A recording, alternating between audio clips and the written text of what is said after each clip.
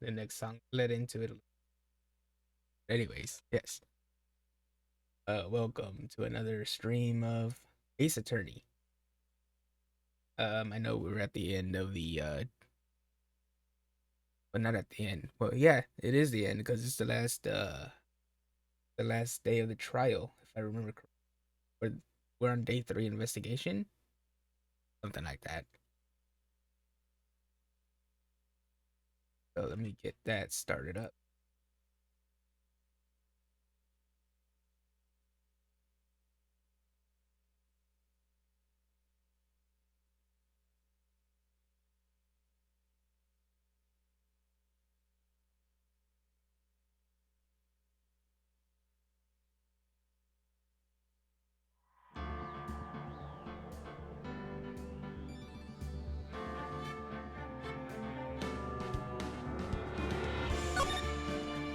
Yeah, so we're on day 3 investigation.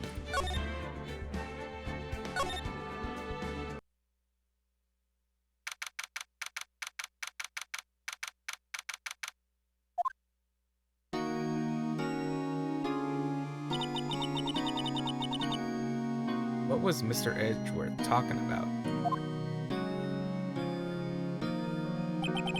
In memory of a crime that I committed. A memory of murder. You really think Mr. Edgeworth owed? I don't believe it. Not Edgeworth. Some painful memory has been troubling him recently, but he'd never take someone's life. Never. Nick. Oh. Of course it's Butts. Yo, how's everyone doing? What do you think of my performance today? It's not a performance, you asshole. This is a trial. I had him swooning in the aisles, huh, Maya? Swooning? Me? Oh yes, I do remember feeling faint. Right on. Tell me the truth. It was like love at first sight, right? Right, Nick? Huh? Me? Well, maybe my heart skipped a beat or two. Yeah, the trial going south, maybe.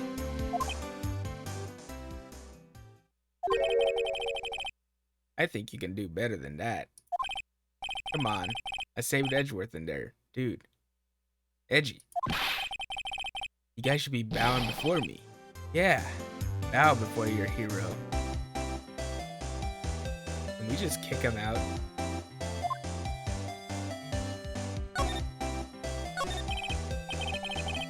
Larry, you really helped out in the trial today. You did. You weren't there, Larry. I'm sure Mr. Edgeworth would have been found guilty.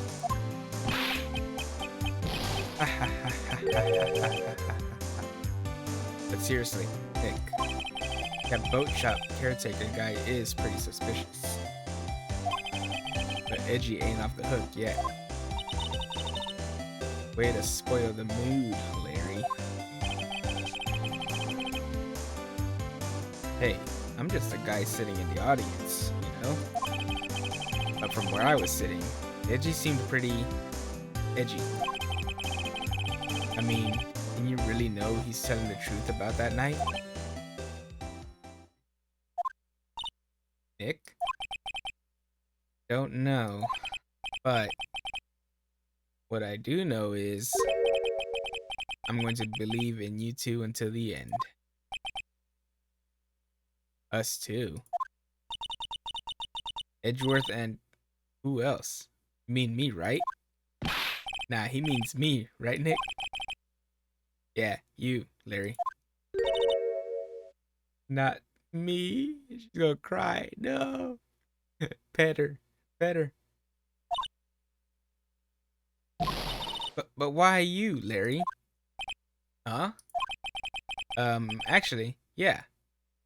Why me, Nick? Enough with the silent treatment. Poor Maya. Nick, why do you trust Mr. Edgeworth so much? I mean, he's changed recently, true. But when we first met him, he was kind of a jerk, don't you think? You didn't know him back then. Back when he wanted to become a defense attorney. Wait, was that when you two were classmates? Yes, in grade school. They saved me, Miles, and Larry. They saved me and I'll never forget it. That's why I became a defense attorney. What? Hey Larry, what's he talking about? Huh? Sorry, I kind of forgot. Of course. It's always the butts. Hey Nick, out with it. I'm going to hear this story today, and that's final. Okay. It's kind of a long story, so hang in there. It was the very end of 3rd grade. I was on trial. A class trial. A class trial? This is interesting. You remember, Larry. Spring, end of 3rd grade. A kid in our class got his lunch money stolen. Lunch money? Our school was really small. Every month, kids would bring an envelope with money for lunch from home. Huh. See. Anyway, this kid's envelope disappeared with $38 still inside. Oh, yeah, now that you mention it, I do remember that. I can see why'd you forget though. You were out of school that day. Anyway, the envelope had been stolen during PE class. I was coming down with a cold, so I'd skip PE that day. I was the only one not in class. So, they thought you did it? Yeah, the kids in class said I should be put on trial. Trial? So the next day we held a classroom trial with me as the defendant.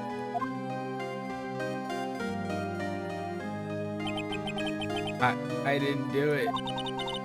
Guilty. He did it. Guilty. It was you. Give the money back. You're such a meanie. No one play with him. Just admit you did it. You can't hide the truth. Tell us the truth. We're not gonna play with you anymore. Yeah, and no borrowing my eraser. Oh my god, it's going too fast. Give me back my 50 cents. Nice. My 50 cents. Now, Phoenix, you know you shouldn't steal people's money. Not right. Even the teacher's like, nah, you did it. In the end, even the teacher thought I'd done it. Damn. Go over and apologize, Phoenix. A little ID. I didn't know what was happening. I was so sad. I couldn't stop crying. Everyone was staring at me like I'd done it. I tried to apologize. I went to where the boy whose money had been stolen was sitting. That's when it happened. He shouldn't have to apologize. The only thing that belongs in a trial is evidence. Anything else has no place. You should all be ashamed. Amateurs. Damn. Miles?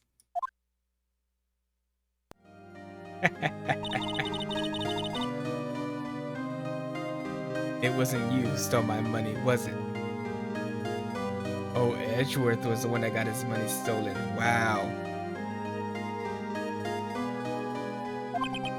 No. Then you shouldn't apologize. Everyone's been shouting you did it, but no one has any proof. That is why, Your Honor, this boy is innocent.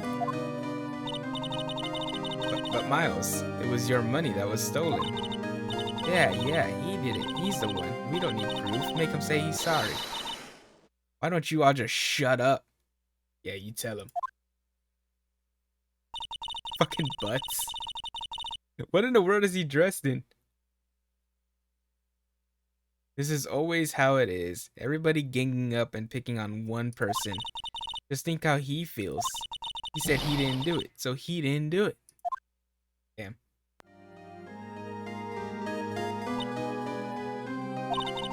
Very well. I will replace the money myself. What the fuck? This class trial is over. That's how it happened. After that, the three of us were the best of friends. But they never found out who did it. Damn. How? I had no idea. Yeah, I had no idea either. I mean, I forgot. Fucking butts. That's when I learned what it meant to be alone. Totally alone, without a friend in the world. You did a good thing, Larry. Yeah, well, I was just lucky that I took the day off from school. If I'd been there, they would have thought I'd done it. So I took it kind of personally, see? That it is true. They would have put the blame on him. When something smells, it's usually the butts. Anyway, Edgeworth and I talked after that class trial. That's when I heard his father was a defense attorney. I remember his eyes would shine when he talked about his father. I'm going to become a defense attorney, just like my father. Dreams. A famous defense attorney. But now he's a famous prosecutor. Then, a few months later, he suddenly transferred to another school. The DL6 incident? Right. I'm not sure, but the transfer probably had to do with his father's death. That's so sad. It was several years later when I heard Edgeworth's name again. There was an article about him in a newspaper. The headline was something like "Dark Suspicions of a Demon Attorney." What? Fabricating evidence, manipulating testimonies, covering up facts. The article said he'd do anything to get a guilty verdict. Anything. But why? What happened? I mean, that's not the Edgy I used to know at all. That's what I thought too. I tried to get in touch with him. I don't know how many times. He never replied. I guess he didn't want to see his old friends. Couldn't just drop it though. I wanted to meet him, to learn why he had become who he became. That's when I decided. Wait, you don't mean that's why? That's why you became a defense attorney? To meet Edgeworth? If I was a defense attorney, I knew he'd have to meet me whether he wanted to or not. In court. Edgeworth believed in me, and I believe in him. He's in pain, and no one's on his side. I'm the only one who knows the real Edgeworth. I'm the only one who can help him. Whoa, Nick. So, is that why you helped me out for free? Yes. I helped you because I believed in you. Except I don't remember saying I'd do it for free. Aw, Nick. Nick. Nick. We have to save Mr. Edgeworth if it's the last thing we do. Okay. Right. Very well may be. First, there's that rental boat shop caretaker. We need to find out who or what he is. Yeah, so after the trial last time, we found out what his name was. Um, I don't seem to recall what it was though. The last time I streamed. But yeah, he's that guy. One I can't remember.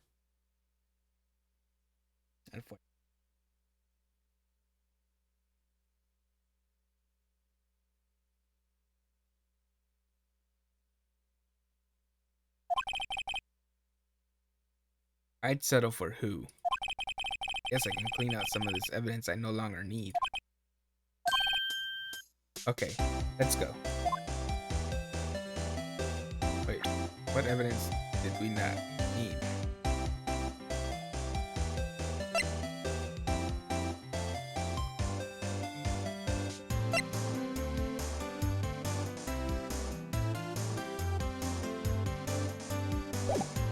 Alright. So now we gotta move to... Let's go to the detention center and see if he'll talk to us.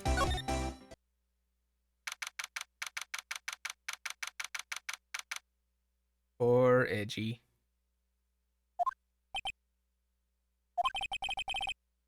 You look as grim as always. Mr. Edgeworth, I heard the story about the class trial. Class trial? What do you mean? You don't remember? No, I don't. Your lunch money was stolen, wasn't it? Third grade? Lunch money? Oh. All right. Yes, I seem to remember something like that. Nick, I think you're the only one who really remembers. Well, it probably only really mattered to me anyway. Which is true, because he was the accused. Mr. Edgeworth, didn't you know that trial was the reason Nick became a defense attorney? Ridiculous. Gee, thanks. That said, it does sound like the kind of thing you do.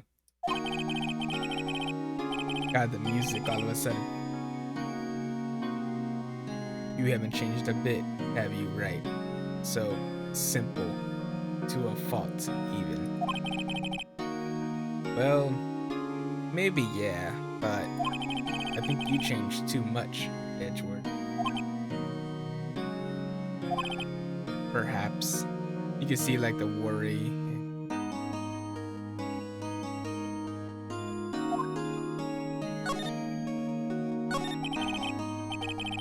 Hey Edgeworth, why did you become a prosecutor anyway? You used to look up to your dad. You said you wanted to be a defense attorney, right?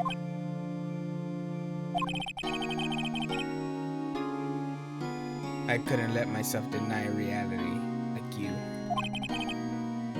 What do you mean? My father was taken from me, and you want me to defend criminals?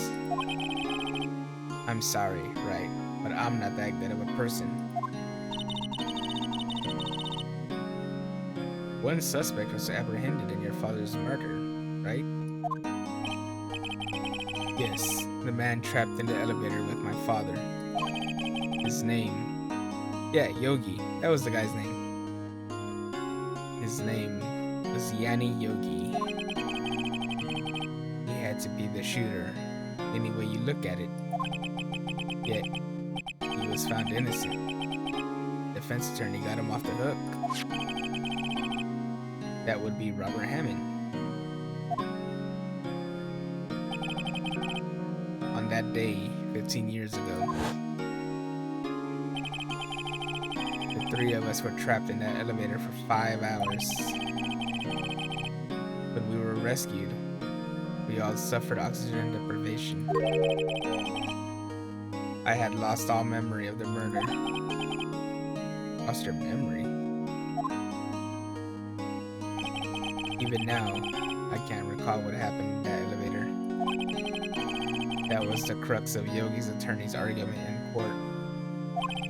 He claimed Yanni Yogi had been not of sound mind due to the oxygen deprivation. Yogi was released due to a lack of evidence. Innocent. That's when I changed my mind. I started to hate defense attorneys. Prosecutor Von Karma. What's your relationship with Von Karma? He's my teacher, and a man who deserves respect. I learned everything I know of courtroom techniques from him. So he's like my sister was to you, Nick? He is a perfectionist in all things. In court, in his personal life, he is obsessed with doing everything perfectly. Perfectly, huh? In all the cases he has taken on, none were left unsolved, and not one suspect was declared innocent. Ever. But that's... I know. It's possible some of the suspects were indeed innocent. However, it is impossible for us to accurately determine that in every case. All Von Karma does is his job, to find a suspect guilty. Perfectly. In any case, it's nigh well impossible to find a weakness in him. Should a weakness appear, he would do everything in his power to make it go away. Edgeworth? If what you're saying is true, you're headed for a guilty sentence tomorrow. He's right. Now's no time to praise the enemy, Mr. Edgeworth. It's a strange situation in which I find myself, I'll admit. No kidding. It's crazy that Von Karma would actually take the case to put down Edgeworth as even though they were a student-teacher relationship.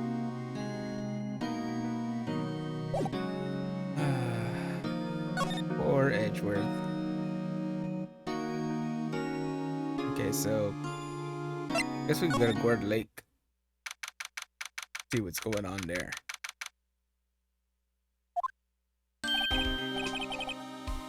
Hey, pal. Long time no see. Oh, Detective Gumshoe. Close one today, eh? I got so worked up, I snapped my tie in half. Damn, dude. Sorry about that. No problem, pal. Thanks to you, you now know who really did it.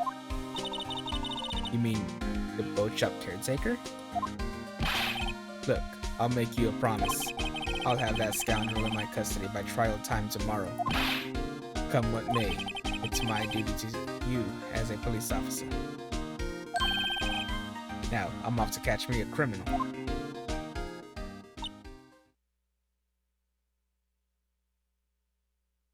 I'm as shocked as you, Maya. Detective Gumshoe sure is active today. Oh, one other thing.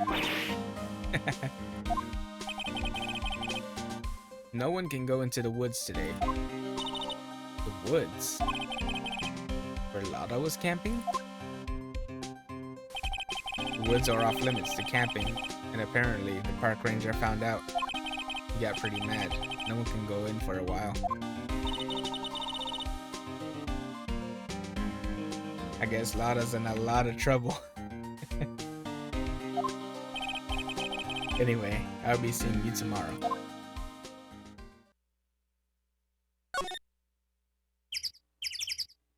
Alright, Alright, so let's go to the public beach. See what's going on here. Huh? The steel eyesore is missing. Eyesore? Looks like the hot dog stand is closed too. I guess Larry's too busy worrying about Mr. Edgeworth to show up for work. Well, I mean, he was in the trial today, so he wouldn't have been here anyhow. So technically, he has the, that treatment for being a witness to a crime, I guess. Let's go to the bone rental shop.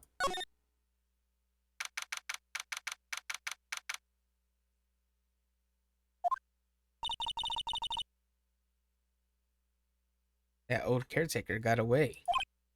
Yep. I never imagined he might be the real murderer. I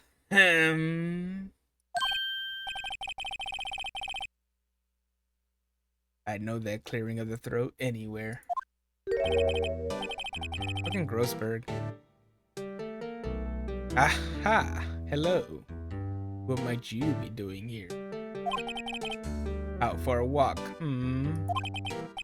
Ah, the days of my youth. Like the scent of fresh lemon. See. Mr. Grossberg. This is no time for idle reminiscing. Mr. Edgeworth's trial ends tomorrow. That is true, yes. But from what I saw of today's trial, Edgeworth should be fine, right? Well, I'm not so sure about that. Oh ho! What do you mean by that? Well, I'm not sure. If you find anything out, come by my office at once. I may be able to offer you some assistance. Oh, how nice of him. Usually he's always on vacation or something. Thanks. Bye. What do you think Mr. Grossberg was doing here anyway? Who knows?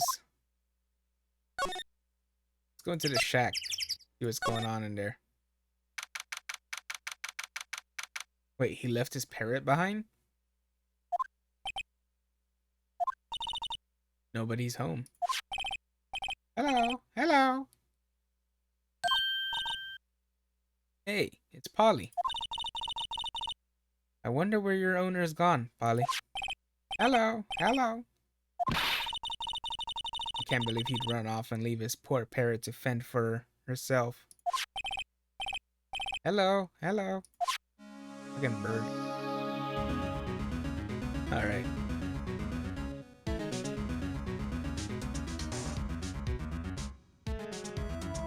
Huh.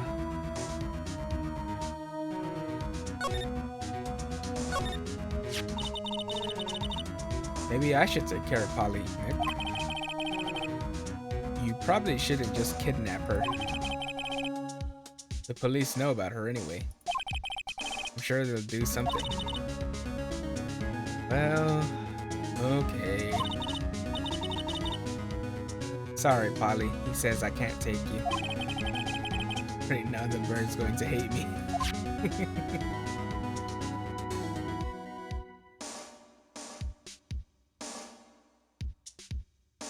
Why does he look like burnt onigiri? Everything's cold. Looks like he didn't turn his heater on.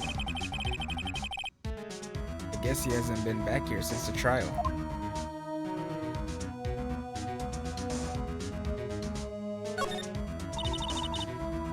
That reminds me, Nick. Ollie here knows the number to the safe, right? Yeah, wasn't it like 1228 or something like that? Yeah, that's right. Ollie, what's the number to the safe? Oh yeah, it is 1228. Damn. How did I remember that one? Let's open it, Nick. Come on.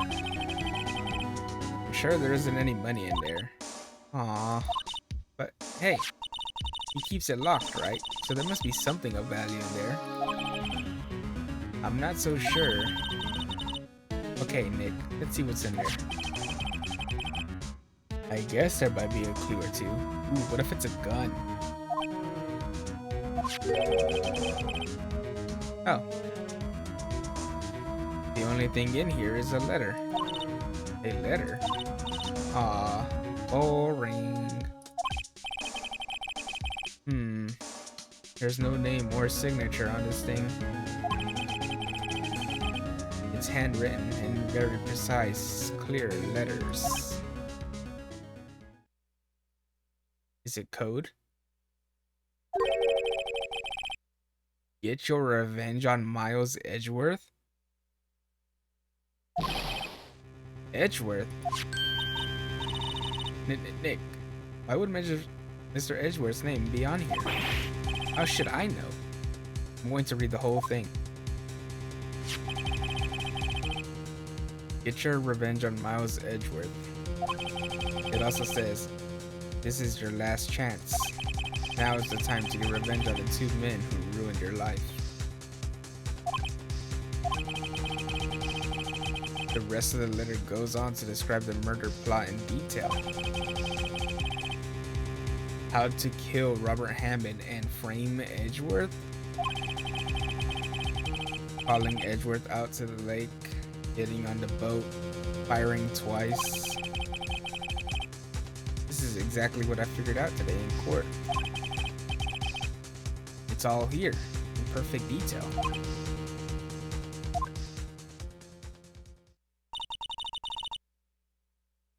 Am I talking too loud into the mic? I'm not even sitting that close to it. What do you think it means, Nick? I don't know, but it looks like these are instructions for that caretaker. When he killed Robert Hammond and called out Edgeworth, he was following instructions. But who could have written that letter? And what does it mean to get revenge on Miles Edgeworth?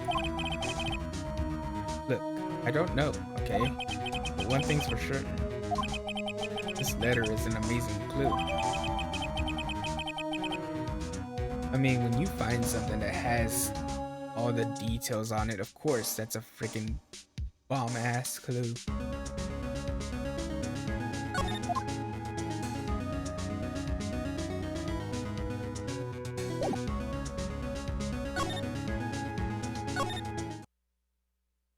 We should make a copy of it.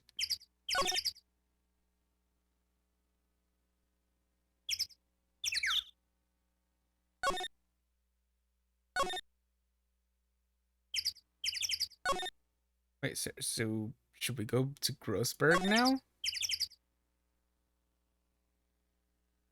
No, I don't have that option. What about criminal affairs?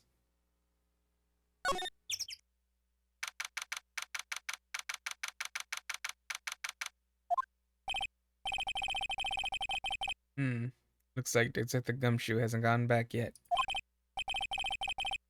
Gumshoe? He won't be coming back today. Oh, really?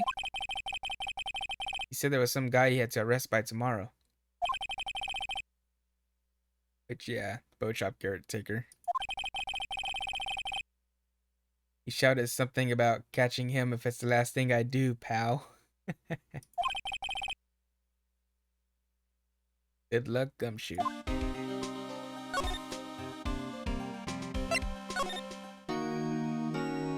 Wait, it's from, yeah, the detention center. You go to Grossberg. I don't know why it's set up that way. That's kind of weird. He's out. Again. When does he work, anyway? Now, don't be harsh. Guess we'll have to come back later.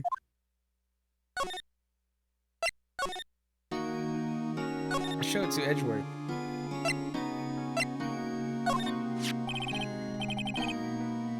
Edgeworth. See this letter? This came out of the safe in the shack where that boat rental caretaker lived. I see. Revenge? On me? What? Who is that old guy anyway? It's Yogi Bear. I don't know. Could he be an innocent defendant who got declared guilty or something? Nice, right? I don't remember that old man. Not at all. That was a nice jab, actually. So he was following this letter then. Which means there was someone else behind it. Now is the time to get revenge on the two men who ruined your life. Two men, meaning self and Robert Hatton. It also says, this is your last chance. Last chance. Wait, maybe he's talking about the statute of limitations on the DL6 incident. Wait, that old man. What is it? Do you know who he is? Yogi. Could he be Yogi? Yogi? The suspect in the DL6 incident. The one who was found innocent.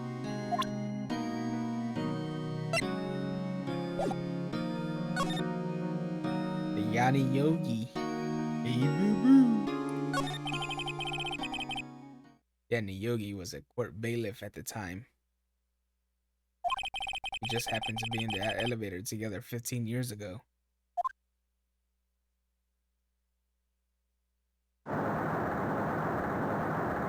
Oh god, that noise. Make it stop, please. The quake was incredibly strong. Before I knew it, everything was dark. We were there for so long. Felt like forever. The air thinned, and the darkness closed in on us in that little box. We became unsettled. Help!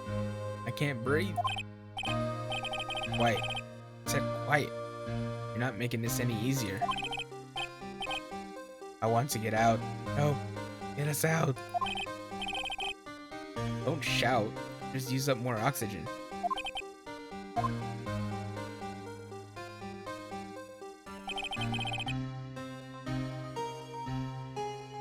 That's all I remember. When I came to, I was in a hospital bed, staring up at the ceiling.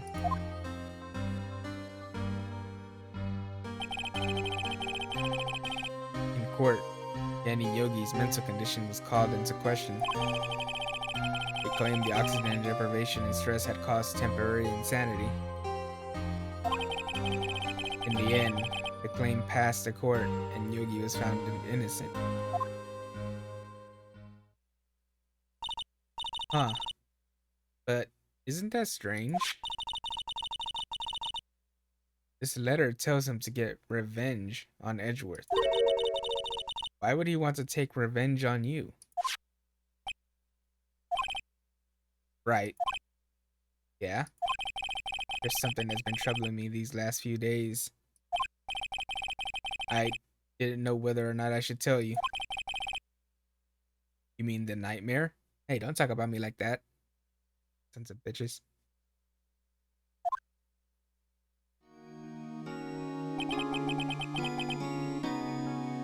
It's a nightmare I've had. A memory of a crime that I committed. The crime you committed. A memory of a murder.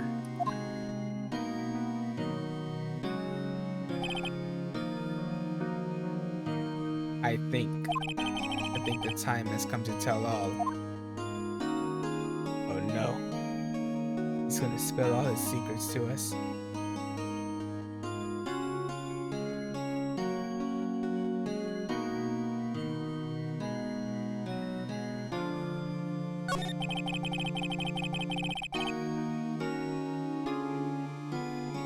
For the last 15 years, I've had the same dream almost every night. I wake up in a fearful sweat every time. What kind of dream? It's a dream about my father's killing in the dark. Help! I can't breathe. Quiet. I said quiet. You're not making this any easier. I want to get out. Help! Get us out. Don't shout. You just use up more oxygen. I can't breathe. You're using up my air. What? Stop breathing my air. I'll stop you. Ah!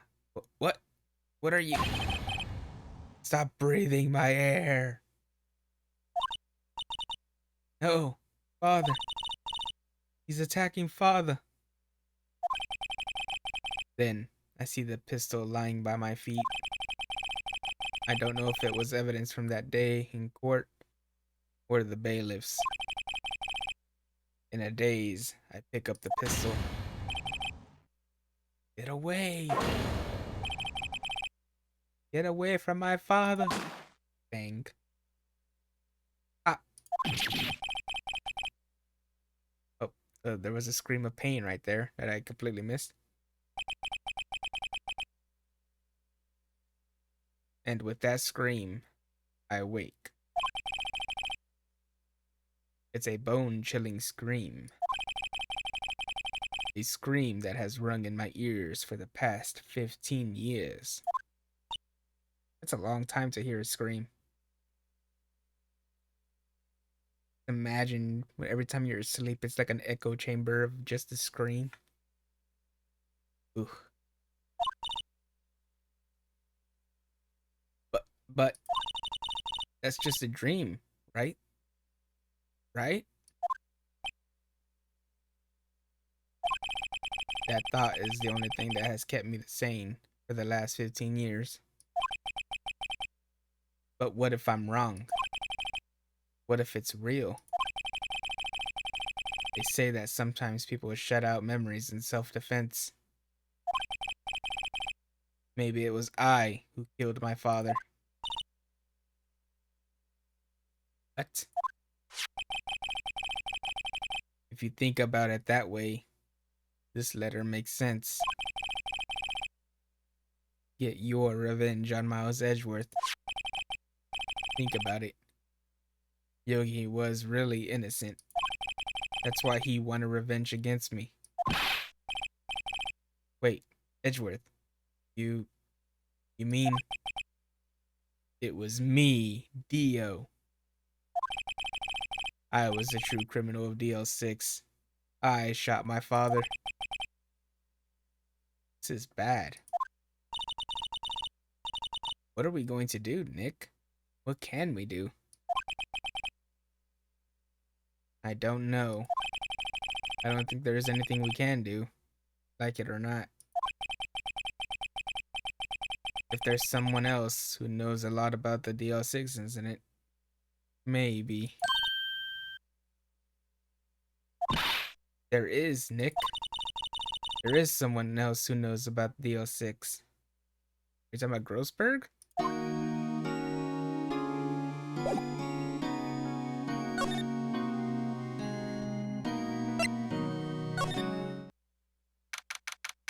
Yeah, looks like it's time for Grossberg. Mr. Grossberg. Ah, hello there. What's wrong? You look troubled. No kidding. I can't believe you're not. My. Just calm down and tell me what's happened. It's Mr. Edgeworth. He, son of a bitch.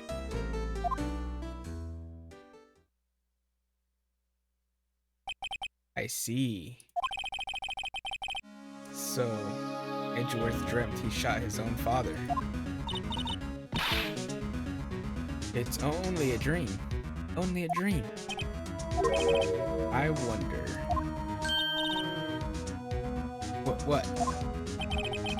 If that's the case, then why do you two look so troubled? Well, also, consider this. Yogi quite certainly holds a deep grudge against Miles Edgeworth. So deep, he wants to frame him for murder. This leads me to surmise that Mr. Edgeworth's dream was not a dream. It was real, as you imagined. As Miles Edgeworth threw the pistol to save his father. The pistol fired, and the deed was done.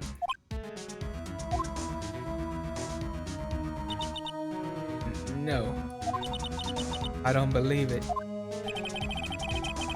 Yogi was suspected of murder, and his career as a bailiff was irrevocably wrecked. Thus, he sought revenge on Miles Edgeworth. This was his last chance, of course, with the statute of limitations so close. Oh, sorry about that.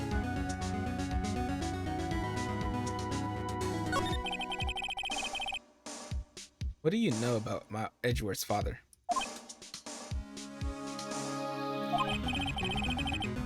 He was a defense attorney without peer. It sounds trite, but it's true. Well, he may have had one peer now that I think about it. Your mentor, Mia Fey. My sister? Gregory Edgeworth was very disapproving of Mr. Von Karma's techniques. That's no surprise. Von Karma is an extreme man. Forged testimonies and evidence are nothing to him. The result, he has a perfect win record in court. To beat him, Gregory Edgeworth tried to call attention to his methods. And he lost and died in despair, as it were. I see.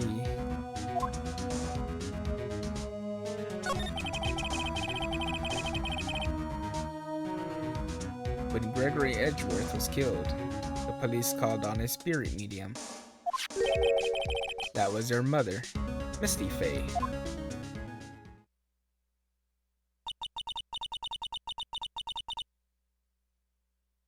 I am Gregory Edgeworth.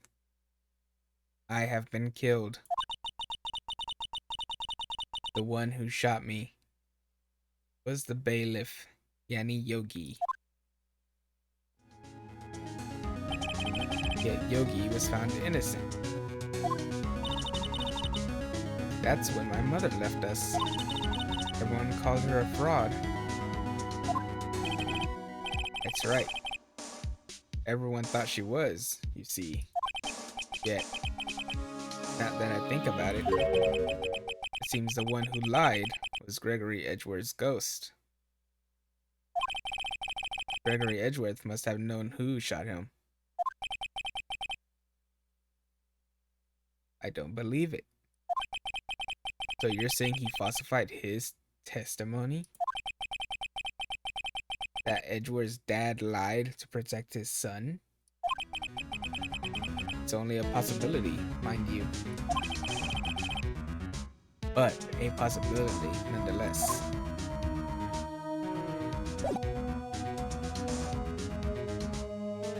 Just imagine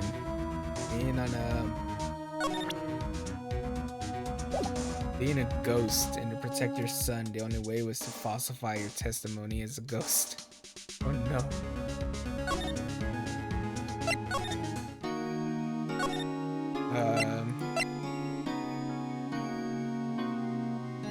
Where do we go now?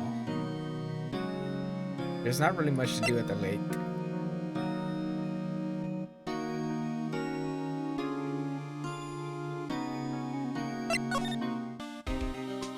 Yeah, Gumshoe's still not there.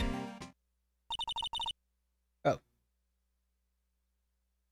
1 day left, Nick. Yeah, I know. Well, no time to waste. Let's get going.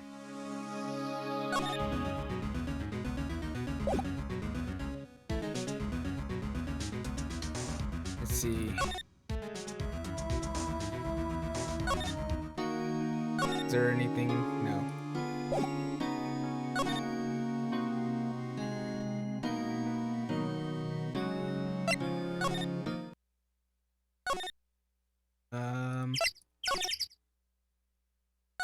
There's not really much left to look at.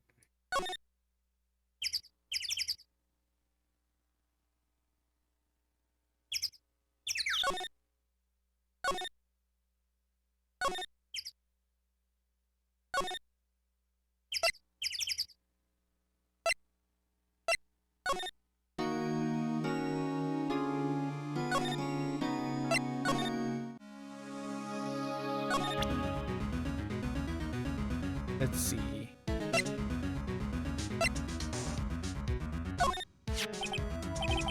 Oh, the letter. Maybe that would be something. Oh ho! So this is the letter. It does seem that Yogi was following this letter when he killed Hammond. But why kill Robert Hammond? Hammond was a skilled defense attorney, but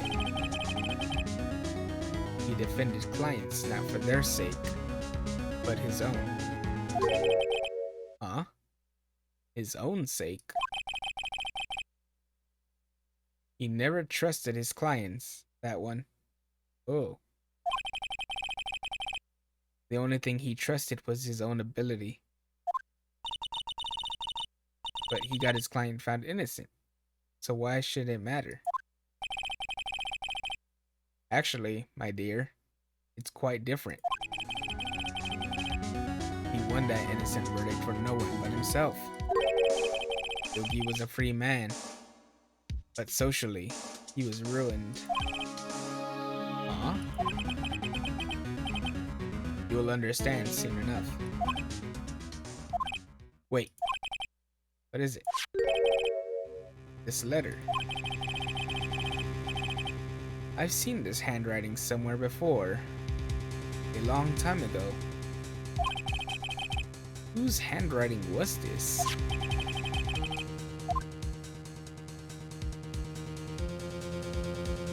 Have any idea who wrote this?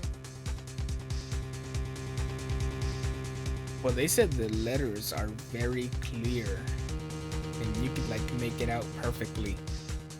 And Yanni Yogi was following orders from it.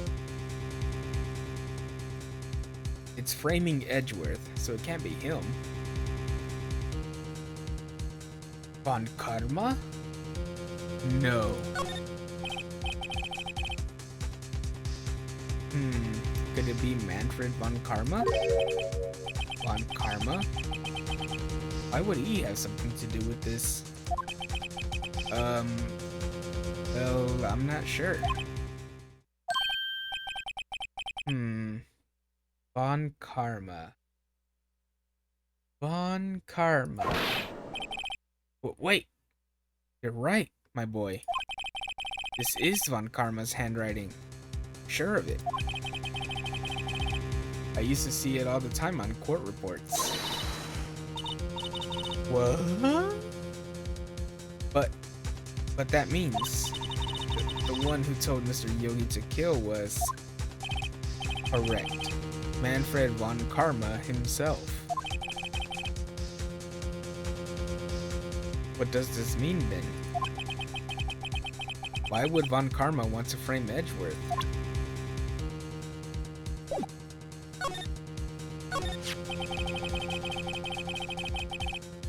If it truly was von Karma who wrote this letter, then he would know the truth. He would know that Miles Edgeworth had accidentally killed his own father. He'll say as much tomorrow in court, I should think. He'll press the point until the court finds Miles Edgeworth guilty. Oh no. But how could Von Karma know about Mr. Edgeworth's past like that? That is true. How does he know? Because if it was only the bailiff and his dad along with him inside of the elevator, there's no way he would have known what transpired in the elevator unless he was also in the elevator.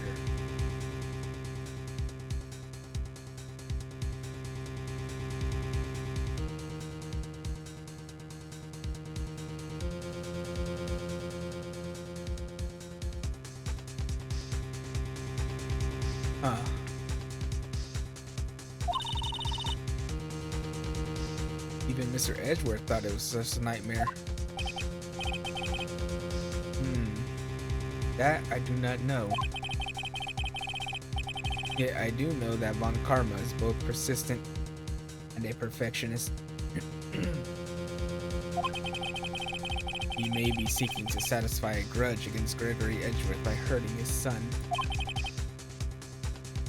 What do you mean? It was 15 years ago. Von Karma met Gregory Edgeworth in court. And Von Karma did win. But he didn't make it through the trial unscarred.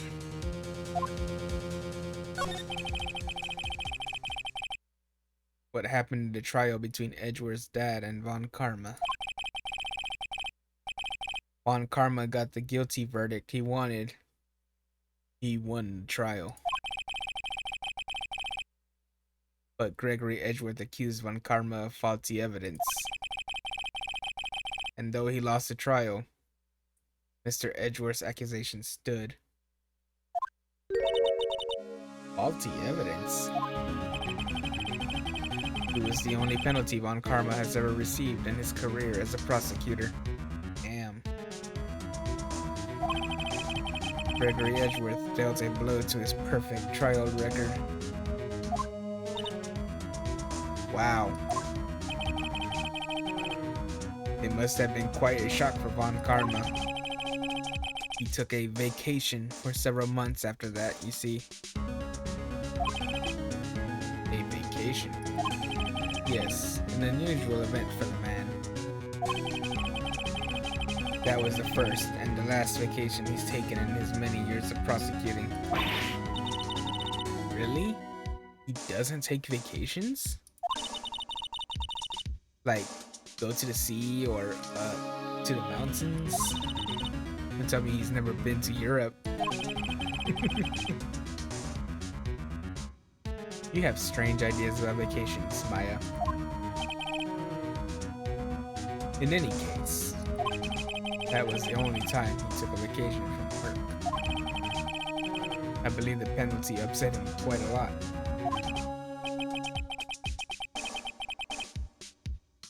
Odd. If he wanted to keep a perfect record so badly, why would he take such a long vacation? What do we do, Nick? Von Karma is going to bring up DL6. You can bet on it. What if Mr. Edgeworth pleads guilty to DL6? I won't let him.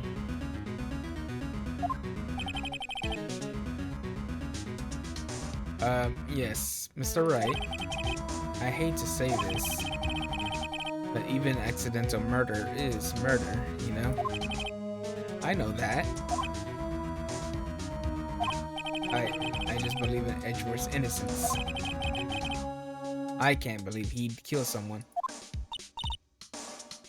But Nick, Mr. Edgeworth admits it himself. His father must have lied to protect him from beyond the grave. I don't care. I know he's not guilty.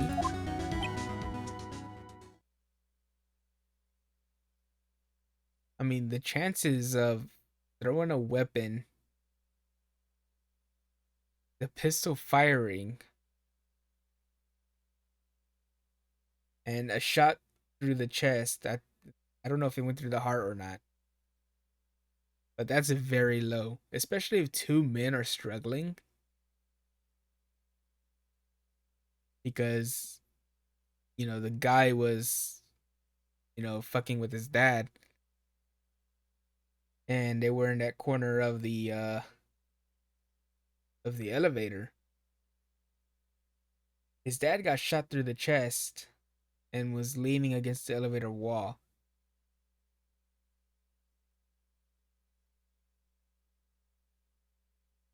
Which doesn't bode well for that line of thinking in his dream, because the bullet would have had to have a different entryway,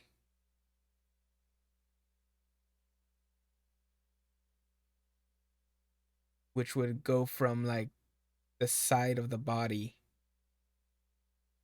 and not straight through the chest. Like it could go through the chest, but the line would be different. It wouldn't the line wouldn't go from like chest entry from like in the front of the chest straight to the heart or something. It would have to like hit the side of the chest and move like horizontally or a little diagonally depending on the entry point to hit that part of the body, because but it shows it clearly that it looks like it's the top left of the chest, which is around the heart. And the since he is leaning against the elevator in one of the corners, but the corner is blocking his left side and his back.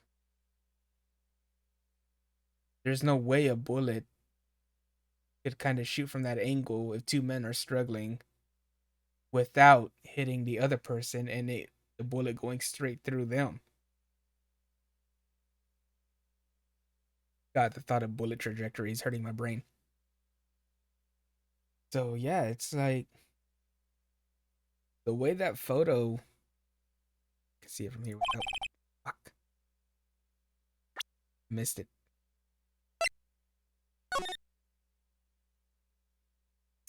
Oh no, but no, you can't see where the bullet entered. Never mind.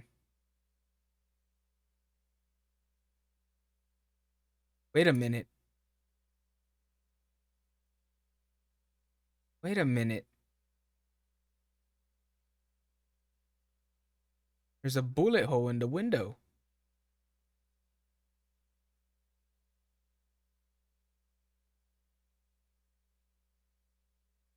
He was shot from outside.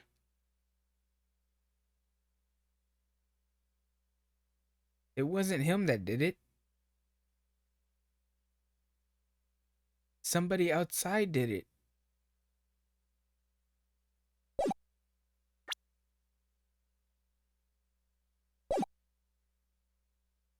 The plot thickens. Mr. Wright, if you say so, I suppose I could go check again. The police files might hold something of interest. Mr. Grossberg, thank you. I can't promise anything. In fact, I think the chances of finding something are slim. I understand. Police materials.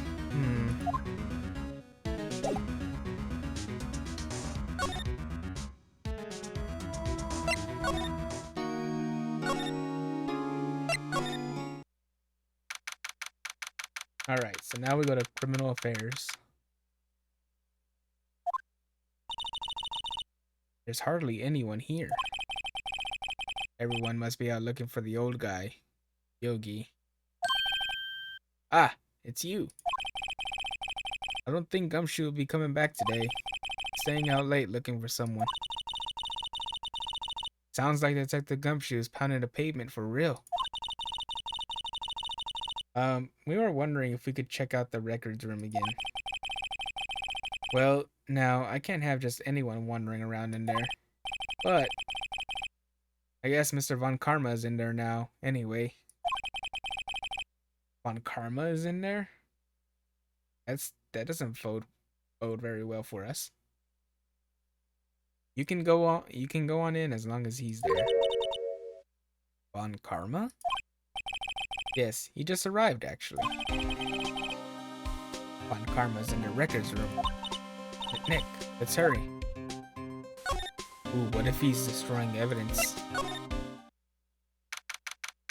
Oh no.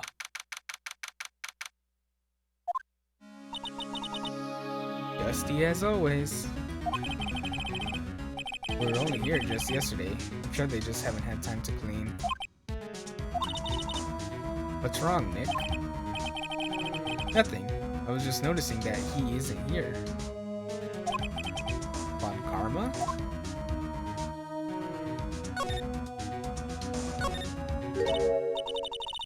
Huh? One of the drawers here is open. Someone must have been looking in it recently. The label says, Unsolved Cases, Evidence. Unsolved cases. Nick, the file for Deus Ex. It's completely empty. What? What are you doing in here? Oh god, he's even uglier up close. Well, Von Karma. You. How do you know my name? Huh? Have we met? What are you saying? We see each other every day, don't we? We're Miles Edgeworth's defense team. Defense team? I beg your pardon. You see, I rarely remember defense attorneys. They are like bugs to me, needless things to be crushed. I can see how this guy was Edgeworth's mentor. Holy crap, he looks fucking evil as shit. Angelic Guardian, thank you for the follow. I really appreciate it. Thanks for stopping by.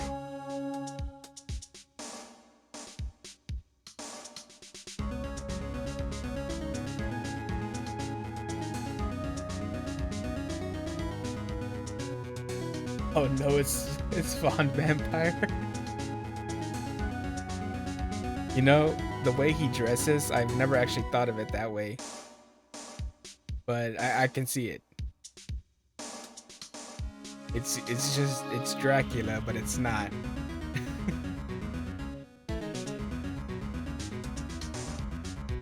Oh no, I forgot about auto mod. I really need to turn that off because it really censors a lot of people's words.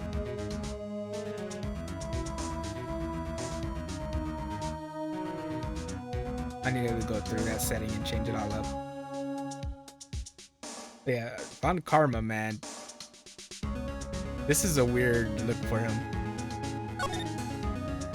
He really gets me.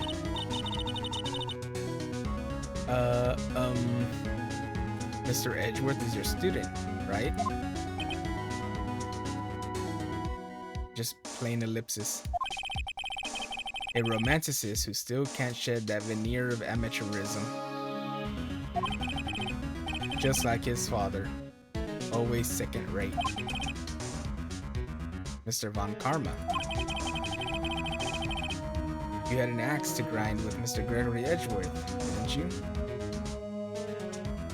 Yeah, just the creepy smile gets me. Like, it's so weird. It's funny, but it's weird. Me? A grudge against a mere defense attorney? Why? Because he dealt a blow to your otherwise perfect trial record. Oh, there it is again. Ah! So you did. But what I don't get is, Why did you take his son under your wing afterwards? The son of your most bitter rival. That, my dear attorney, is none of your business.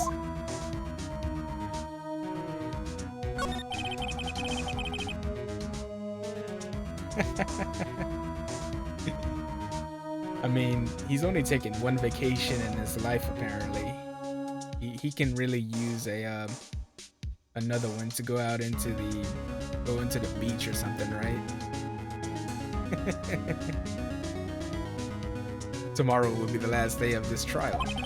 It's been a while since I've had a defense attorney last this long. Still, you will lose in the end. That vacation was him sucking the blood of the innocent. Oh no. And you know, that vacation lasted like a few months or something like that, so he must have really went on a rampage.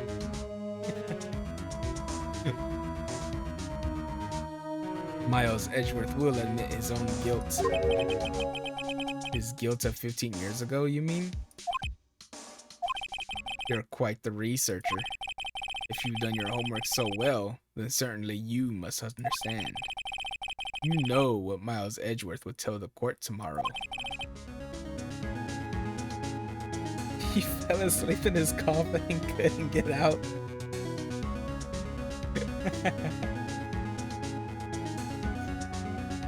That's a good one, I like that.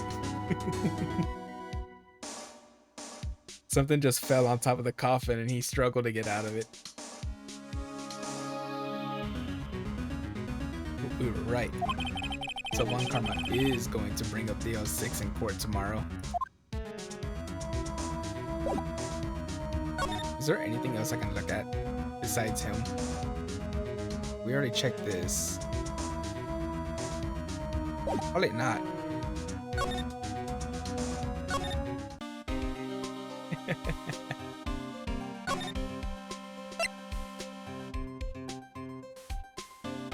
Ooh, what's the next step?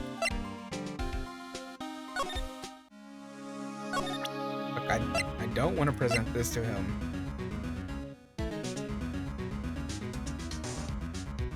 So I feel like he would just tear up the evidence. And we should really make copies of this thing.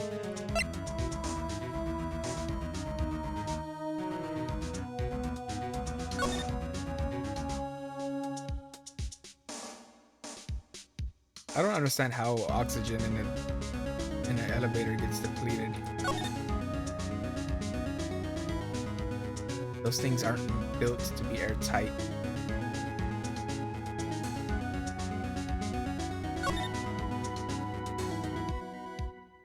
There's a guy that we're looking for.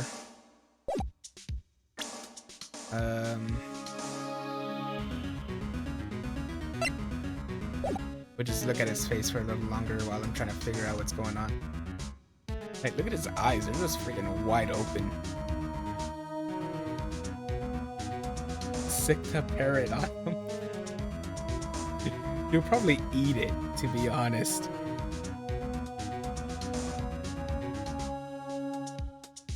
He'd freaking suck that thing dry.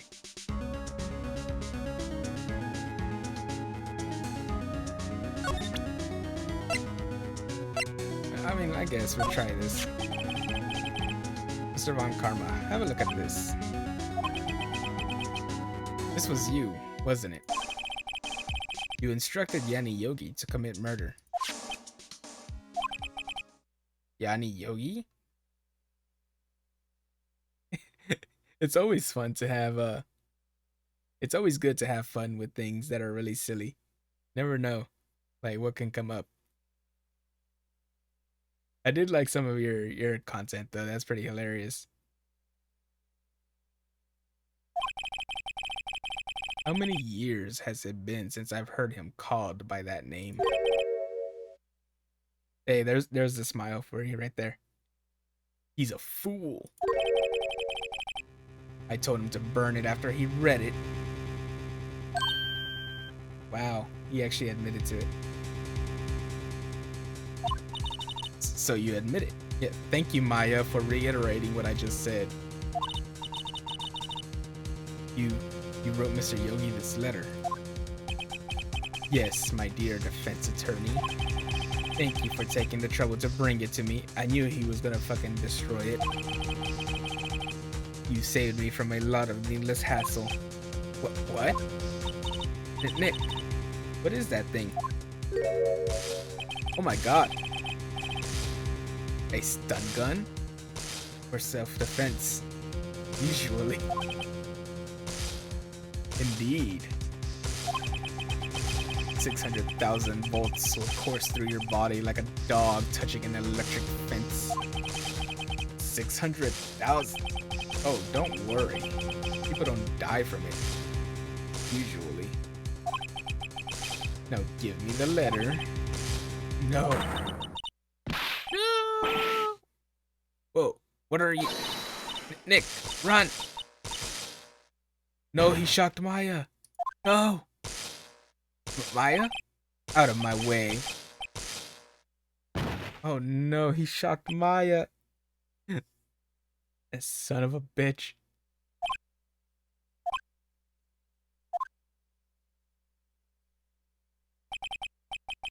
Ugh, he got us. The letter's gone, of course. And he took the DL6 evidence. All of it. Back to having no clues. Wait. Maya jumped first. Maya, is she okay?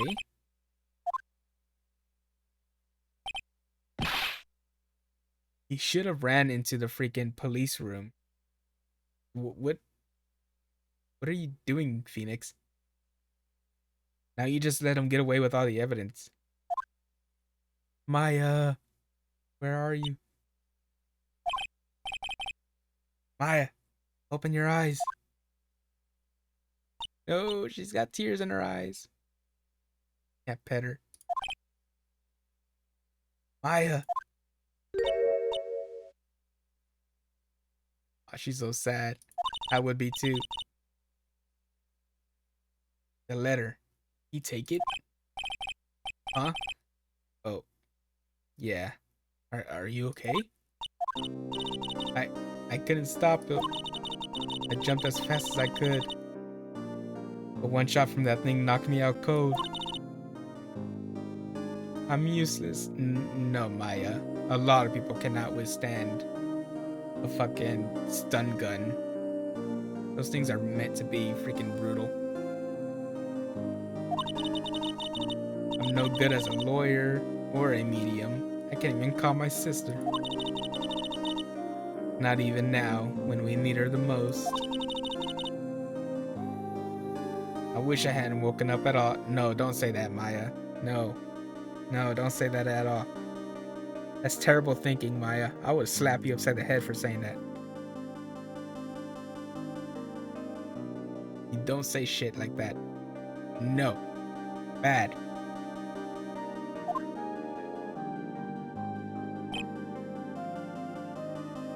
Maya. There has to be some way I can help her. I better do something about her self-confidence first. Maya? She's holding something. What is that? A bullet?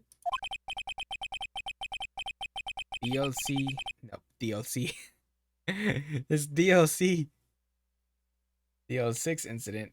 Evidence number 7. Taken from the heart. Oh, so he did get shot in the heart. Oh, so that means my theory from earlier still rings true. But now that we know there's a hole in the window, because I actually took a better look at the photo, we now know that the shot actually came from outside of the elevator and wasn't a shot from inside of the elevator. So that means when Edgeworth threw the gun, even if the gun fired, it didn't hit his dad. He probably got shot from the outside of the elevator. not from inside. And with my theory of him being shot in the heart, which now is confirmed, is basically uh that he couldn't have done it because of the way of two people struggling would have made it to where he couldn't shoot him in the heart because his dad was leaning up against the side of the elevator with the left side against the elevator, so therefore the bullet trajectory couldn't get him there. No, I didn't get missile. I got the metal detector because when I was thinking about it in the at the point of doing that, um I decided the metal detector because I was looking for something metal, and so I was like, I missed one of the funniest parts in the game. Oh man, damn! I like when I see some of the funny crap in this game. Some of the stuff that I've ran in through here was pretty hilarious, including Old Bag. Old Bag. Oh man, that was a nightmare and a half. It was great though. Old Bag was good to mess with. He eats all the hot dogs at Larry's hot dog stand. Oh, that's great. That's really good. I didn't even think about that. I forgot all about the hot dog stand, really. Especially since Larry's not working there most of the time. The dog definitely had a chance to eat it all. He calls him a cannibal. Oh, that's great. I'll have to look it up later on YouTube or something. That sounds pretty good. It's definitely something to check out later.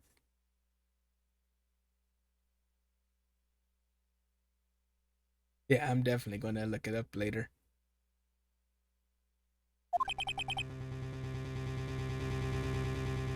I remember.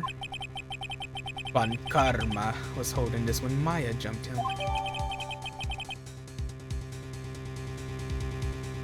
Okay, so now we have the DL6 bullet.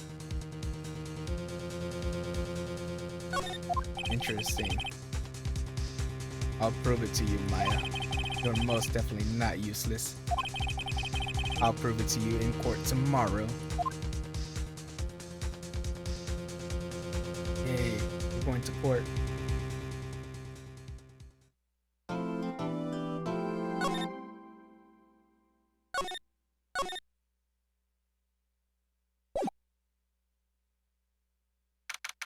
You think I was gonna try to get an emulator to stream this game, but I was like, I could just buy the Steam version. So I went ahead and just bought the whole trilogy. Actually, I bought the Chronicles as well, which seems interesting. So I can't wait to end up playing that one in the future.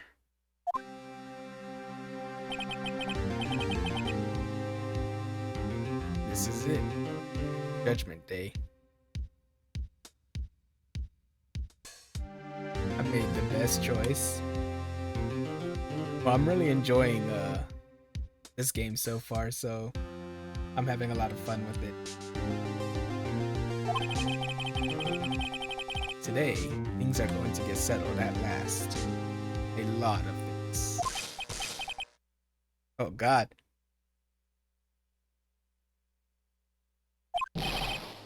What's the big idea? Sorry, Nick. I only touched your shoulder. Oh man, she still has like the electrical like static electricity. I only touched your shoulder. I guess the shock hasn't worn off from my run-in with the stun gun yesterday. Anyhow, today's the last day of the trial. Good luck, Nick. Yeah. Thanks, Maya. Hey, it's Edgeworth. Edgy boy. Edgeworth is looking glum as always. I hope on Karma doesn't push him too hard.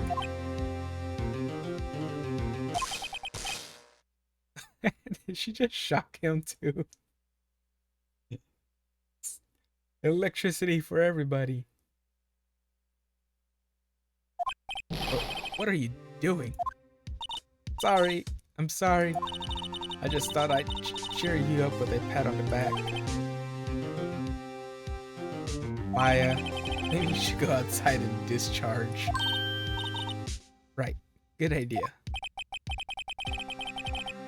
How is she not discharged after, like, half a day has passed? Longer than that, actually. Try not to electrocute anyone on your way out. Ooh, yeah, pal. She just ran into Gumshoe.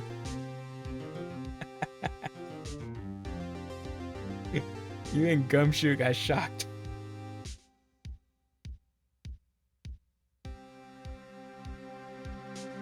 Yeah, the poor spirit medium.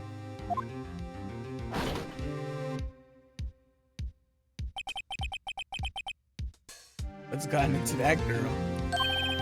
Detective Gumshoe. Morning, Mr. Edgeworth. Good morning. How did it go, Detective? Have no fear. As promised, I've captured our runaway caretaker.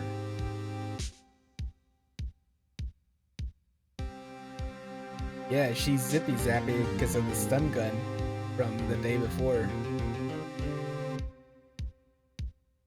So she still shocks everybody when she touches them.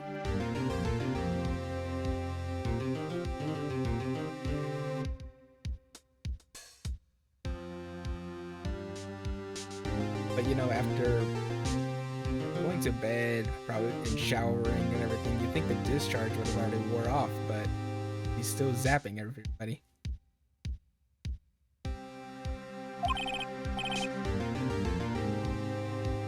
I just brought him in. Took all night, pal. Thanks, Detective Gumshoe. You must be tired. Actually, after that shock, I got on the way in. I feel pretty good. He got shocked to being lively again.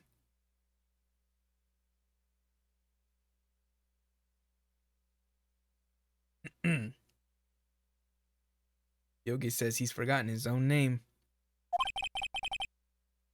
But that has to be a lie.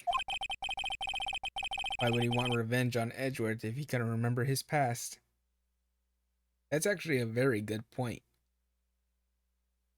Can't have revenge on somebody if you don't remember anything about it.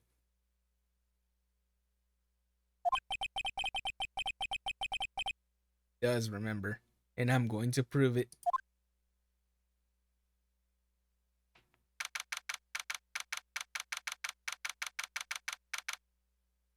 Yeah, exactly.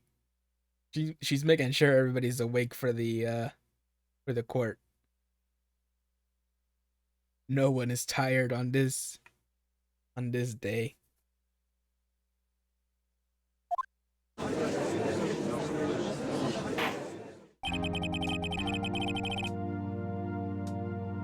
Court is now in session for the trial of Miles Edgeworth.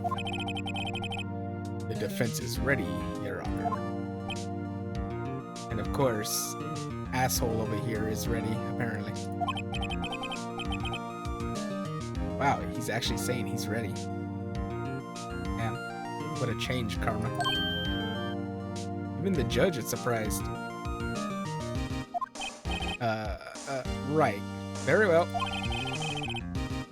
We have reached the final day of our proceedings in this trial.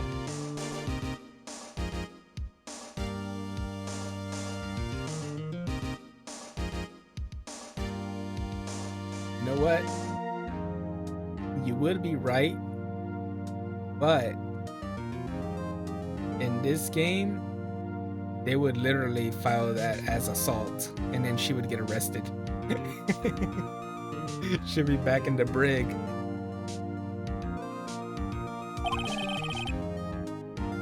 I asked that the prosecution submit decisive evidence. Understood. Come on, don't be awed into silence by every little thing he says. Very well, Mr. Von Karma. Opening statement. Right. Thanks to Detective Gumshoe's efforts, the boat rental shop caretaker has been arrested. In yesterday's trial, the defense asserted that the caretaker was the murderer. However, the caretaker has yet to confirm this. I would like to ask the defense to cross-examine him as much as necessary. Very well. Please bring the witness into the courtroom.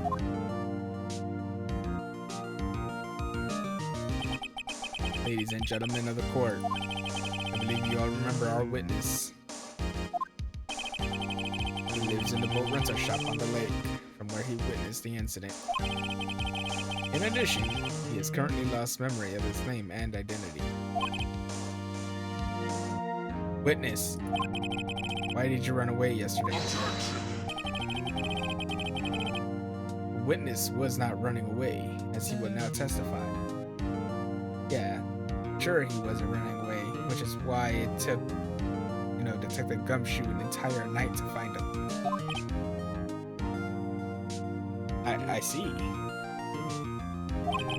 Very well, please begin your testimony.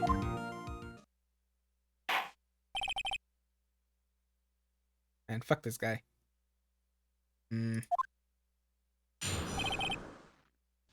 Why I left court, he says. I'm really sorry about just leaving yesterday like I did.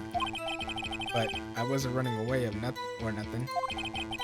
I went to buy some food for Polly, see? I figured I got nothing to do with this incident anyhow. I need one of those motive things, right? And I don't got none. So my testimony yesterday stands as is. You're a liar, sir. You are a liar. Over here claiming he has no motive when he clearly does. And like I was saying last time, he should have had how do you call it? Copies of that made. Because now we just lost evidence. Don't have it anymore.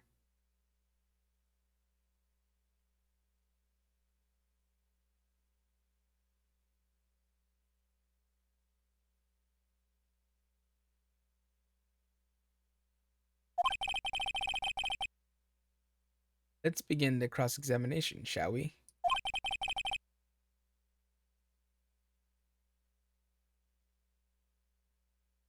He has to know his name. Yanni Yogi. You are Yanni Yogi, and I'm going to prove it.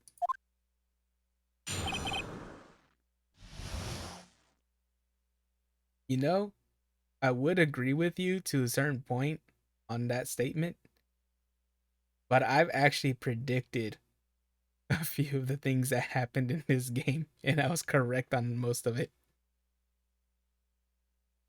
But there is a lot of twists and turns that made me, kind of think I was wrong on what was happening. And I turned out to be right on quite a bit of it, so it was pretty good.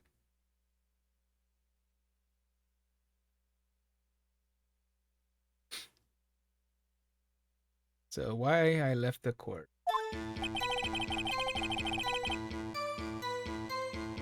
Let's see.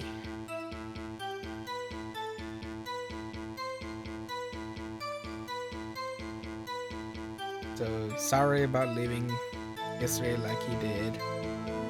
Which I feel like if we press him on that, we're not gonna get anything out of it. And this is just him, blah blah blah, and I wasn't running away. This kind of seems a little iffy. You don't leave for an entire night to go get food. What was the last thing? See, this is a big red flag. Like, I ain't got nothing to do with it. Which,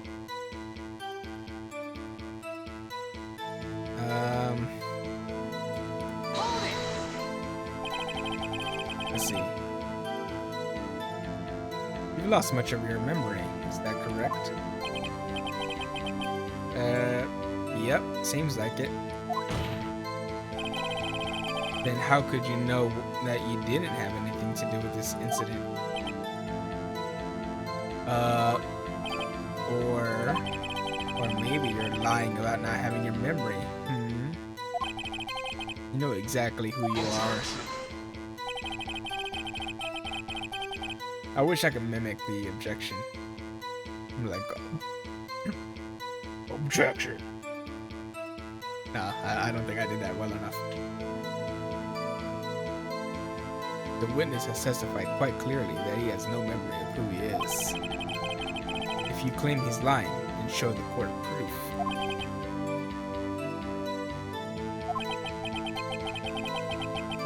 How am I supposed to prove what's going on in that old codger's head? Codgers? That's impossible. I'm glad you come to your senses, Mr. Wright. Very well, witness. Please continue.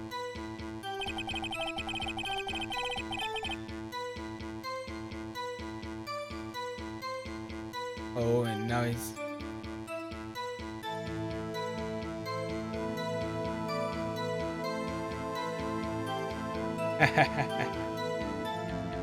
I would love to do voice acting.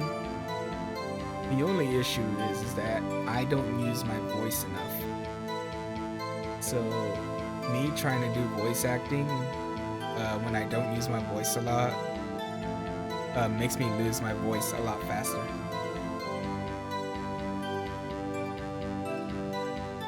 Yeah, your throat. Sometimes you have to drink hot tea with honey,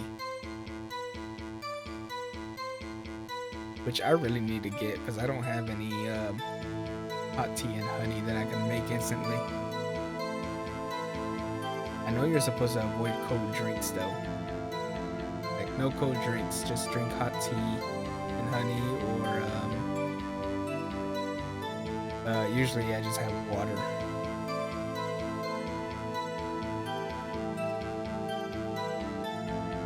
Okay, this is definitely a suspicious one.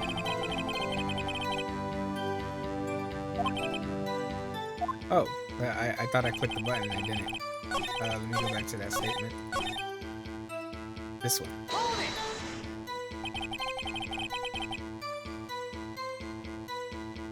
How can you say you had no motive? I say you do. You had a grudge against Edgeworth and the victim, Robert Hammond. That's why you took revenge on them, right? Please don't make me repeat myself, Mr. Wright. This witness has no memory of anything beyond several years ago. He can't hold a grudge. It's impossible. I have to prove he's lying about his memory. Otherwise, it's going to be the same thing over and over until the trial ends. Might I say something, Mr. Wright? Yes. Yes, Your Honor. You've been saying the same thing now over and over. You've been calling the witness's memory of the past, or lack thereof, into question. But does this really have anything to do with the current case? Of course, Your Honor. The witness has said he has nothing to do with this case, and no motive. Both of these statements are lies.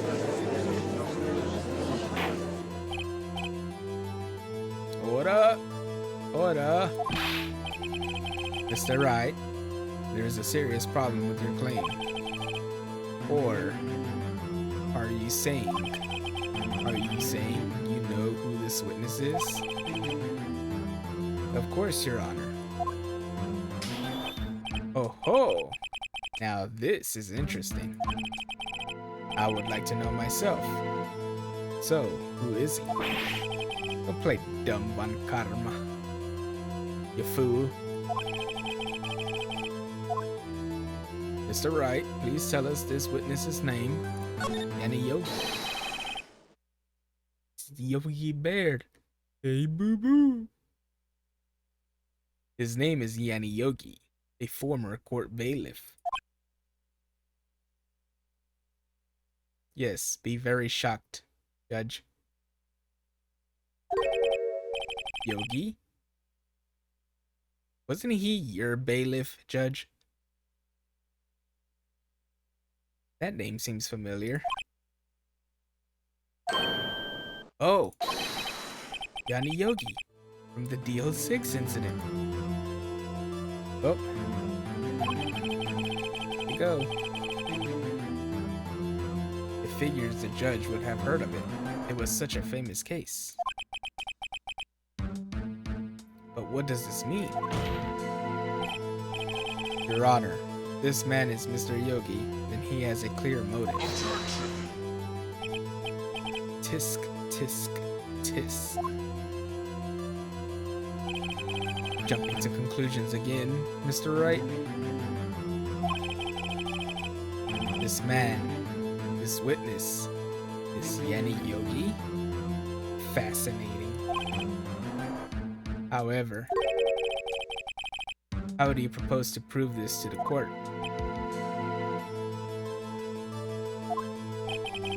This is a court of law. As you may recall, you need proof. And allow me to repeat once more that the witness has lost his memory. This is it. I have to do this now. If I can prove he's Yogi right here, right now, then I've got nowhere else to go. Hey, Maya's back. Nick, how are you going to prove it? How can you prove that his name is Yanni Yogi?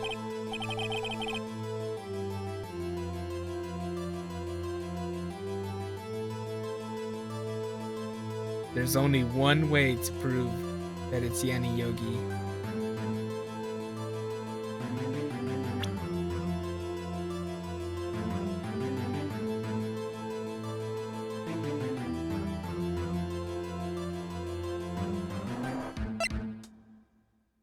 The bird. The bird is the witness to everything.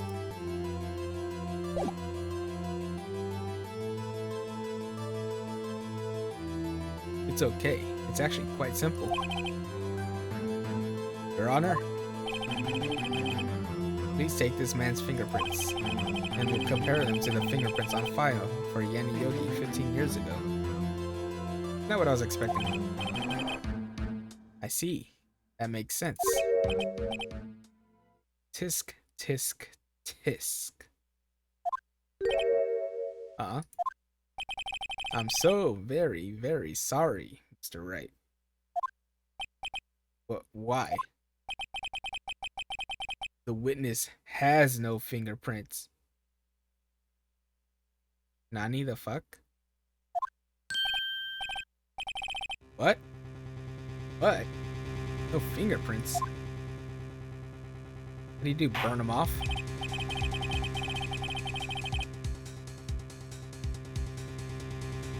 You see, before I worked as a caretaker, I worked at a chemical plant.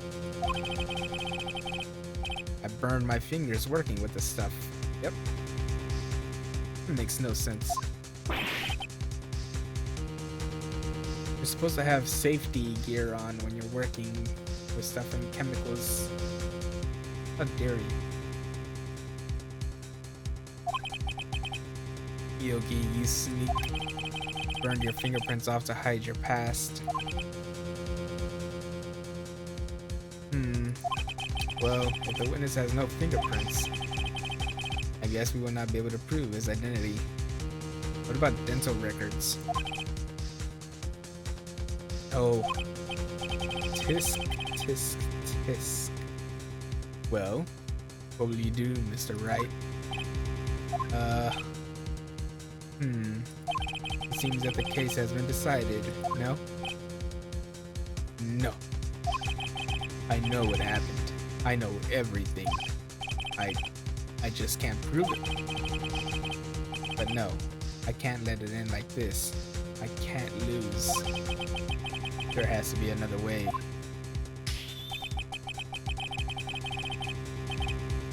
There is no one who can testify as to who this witness is. No one. Nick, what are we going to do?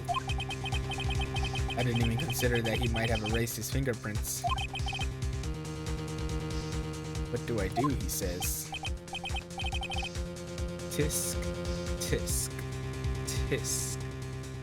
Well, Mr. Wright, perhaps you'd like to cross-examine his parrot for a little comic relief, Yes, I would like to cross-examine the parrot. Yeah, very funny. You're a sore winner, Von Karma. Wait a second. Cross-examine his parrot? What is it, Nick? No. You're not going to. Your Honor? The defense would like to take Mr. Von Karma up on his proposal. Take Mr. Von Karma up on my proposal? Exactly, Your Honor.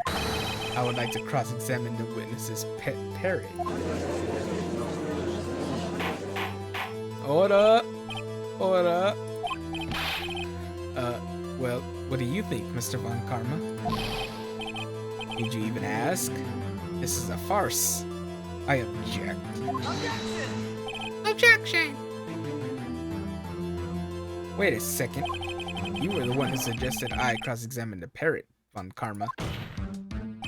I have a right to do as you suggested.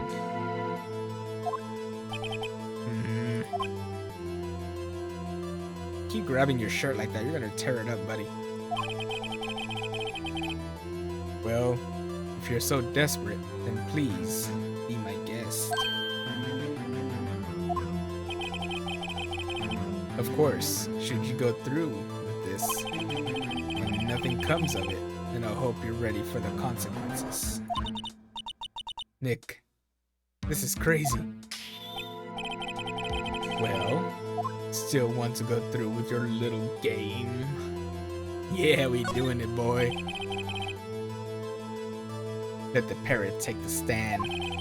I will cross-examine her, Your Honor. That's hilarious. This is the most ridiculous thing I have ever heard. Von Karma's rigged every person's testimony, every piece of evidence, except the parrot. She's my last chance. At least, I think so. Bailiff, bring in the parrot. Let the parrot take the stand. Which, it's really funny because earlier in the case, Maya was able to make the bird speak up about DL6. So just the parrot knowing about DL6 itself is already like instrumental on getting this to work.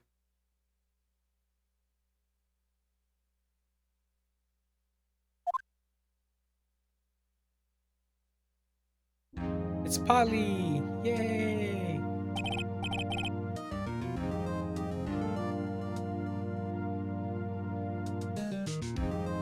That's quite a bird. Please tell us your name. Name! The witness is ignoring me. Get fucked on, Judge. It must hurt to be ignored by a bird. Very well, witness. Who is your owner? Please, testify for us. Oh god, this is great.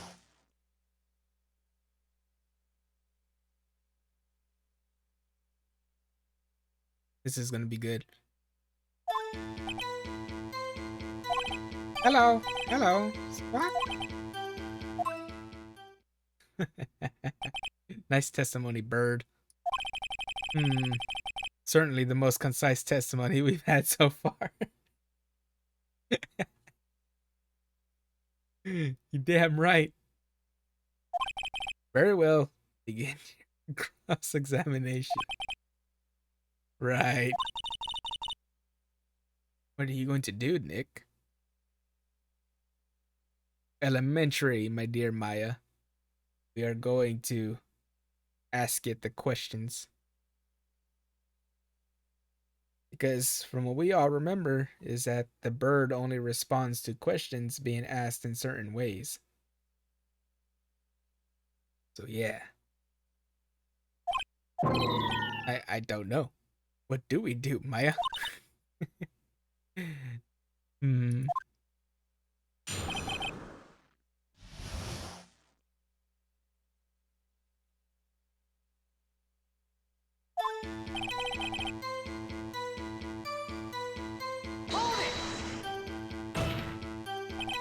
Witness, you can't just say hello and expect us to get anywhere. I want you to testify. Maya, you talk to her. Right. What do I say? We should have forgotten something. As I recall, 2 days ago. Polly, have we forgotten something? Don't forget the 06.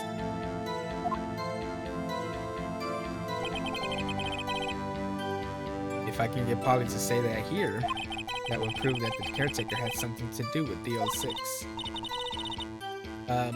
Polly, have we forgotten something? Hello, hello. Oh no, it's not talking. No. Bird, please. That's not what you're supposed to say. Forgot. Something we forgot. Hello, hello. Oh no. The bird's working against us. Uh-oh, it's not working, Nick. She won't say it. This is ridiculous. Why won't she say it? Tisk, tisk, tisk. Something the matter, Mr. Wright? Wait, don't tell me Von Karma expected this. He couldn't have retrained the parrot. Could he? Did he train her not to respond when we asked if we'd forgotten anything?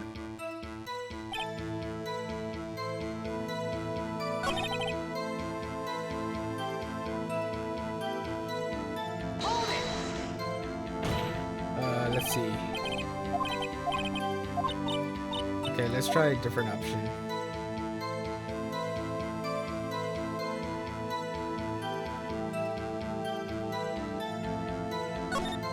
What's your name?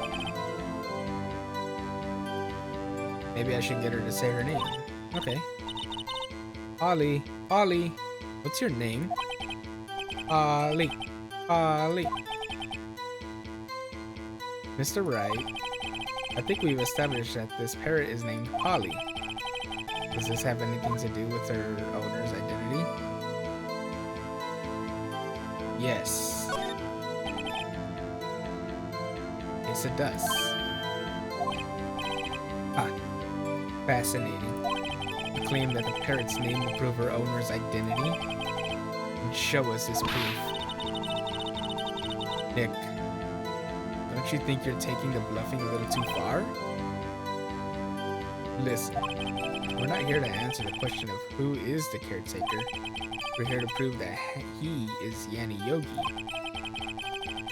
All we have to do is tie the name Polly to Yogi. Huh? Your Honor, proof that the parrot's name reveals the caretaker's identity is...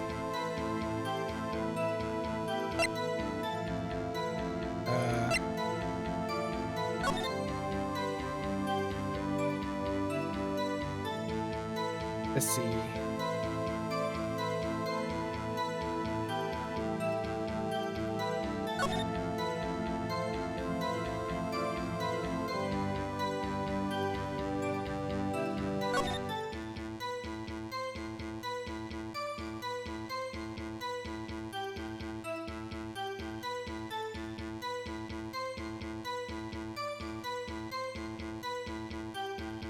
Oh no.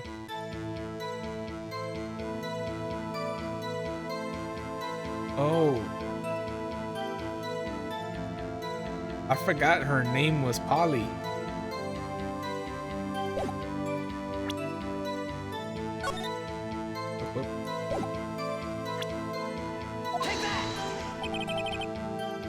The DO6 case file? Objection. That's quite a large file you have there. Which page is this proof on then?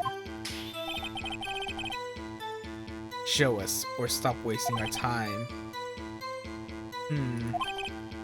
Very well, Mr. Wright. Please show us the page. Where in this file is the information connected to this parrot's name? It was in the suspect data. It's on the suspect data page. This page has all the information about Yanni Yogi. Right after he was arrested, his fiancée committed suicide. See?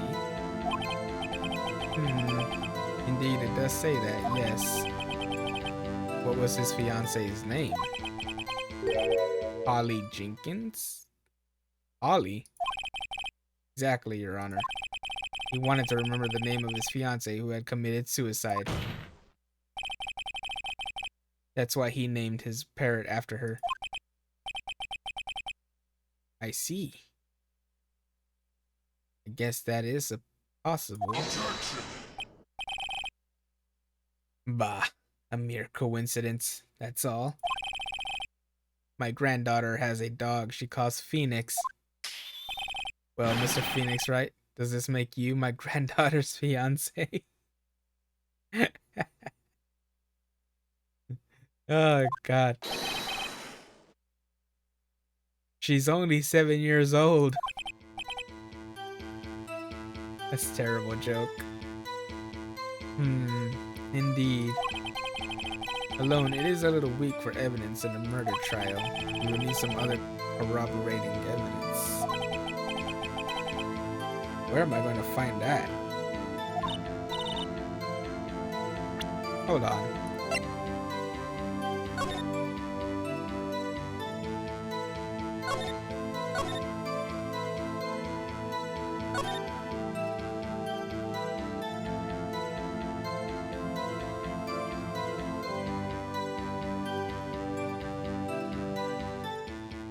Oh, I just noticed this.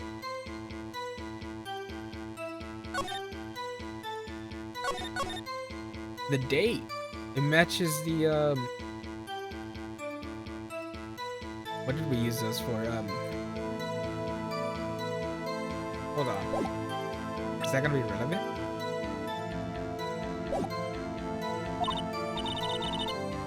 Nick, we're getting closer. One more. If we can just get one more piece of evidence. Right. But what? Very well, witness. You may continue.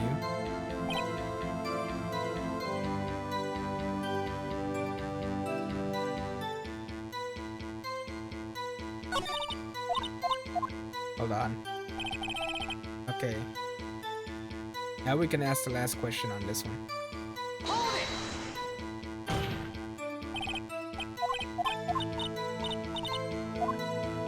The safe number.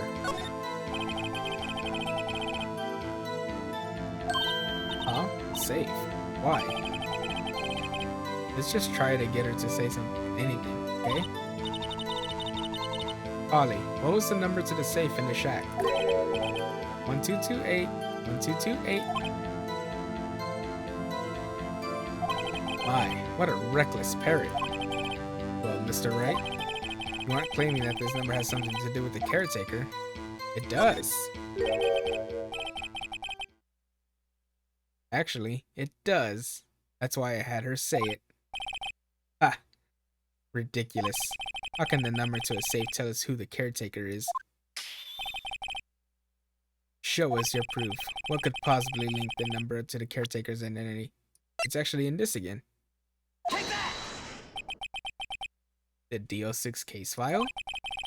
What is this obsession you have with that case?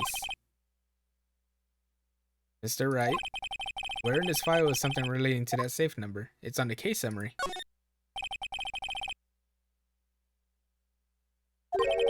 The case summary? Specifically, the date on which the DLC... I keep calling it DLC, bitch. The DO6 incident occurred. The date of the incident? December 28th? Why, that's today's date. 15 years ago. And the number on that safe is 1228. Ah. He used the date of the DL6 incident as the number for his safe, Your Honor. That's how important that date was to him. I see. Certainly is an interesting coincidence. People often do set their secret numbers to dates. Objection! Bah, this is not tangible proof. I set my ATM card's number to 0001 because I'm number 1. That's not something you want to say out loud, Karma. This has nothing to do with a date. Nothing. That's enough. I think we've reached a conclusion here. This is a mere coincidence, that's all. True, that is a possibility. However, 2 coincidences at the same time seems more like a pattern to me. What are you saying? Summon the caretaker of the boat shop. Immediately.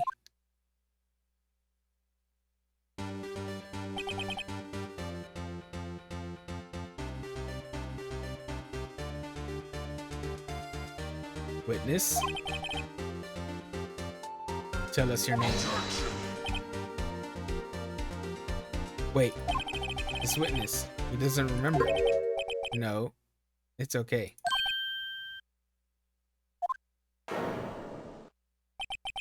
I've accomplished what I wanted to do.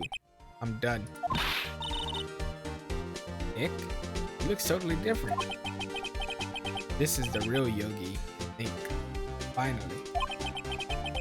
He's been acting feeble to hide his true identity. Acting for 15 years. Well, let me ask you again. Please state your name for the court. My name is Yanni Yogi. 15 years ago, I served as a bailiff in this very court.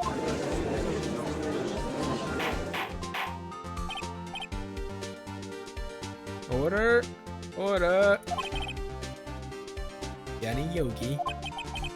So was it you who killed Robert Hammond and tried to frame Miles Edgeworth for his death? Yes, it was me. I did it. They put me on the witness stand 15 years ago. Robert Hammond. He said I was mentally unsound. He told me it would make me innocent. Get me off the hook. So, I pretended to have brain damage. I was innocent, really, but he didn't believe me. We won the trial, but I lost everything. I lost my job, my fiance, my social standing. I lost all my followers on Twitter, on Facebook, on Twitch. And this year, 15 years later, a package arrived. It was a letter and a pistol. The plan was written out in careful detail. It was a plan for me to take my revenge on the people who ruined my life. I didn't care who had sent it. I thought this was my chance. After 15 years, this was it. Finally, a chance to have my revenge on Robert Hammond and Miles Edgeworth. I have no regrets. Wait a moment. Revenge? Against Miles Edgeworth? What do you mean? I'm not at liberty to speak on that matter.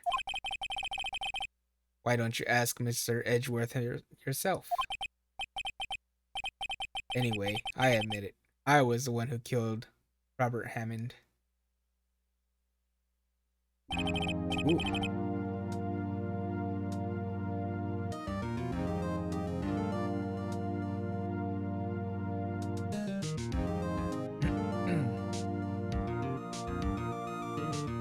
Von Karma? Where is Mr. Yogi? Under arrest, Your Honor. I saw no room for error in his confession. Then the defendant, Miles Edgeworth, is innocent. In this case, at least. Very well. Will the defendant please take the stand?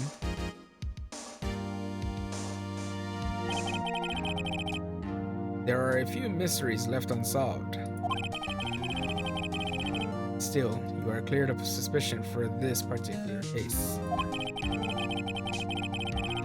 So I would like to pass judgment on the murder of Mr. Robert Hammond. Any objections?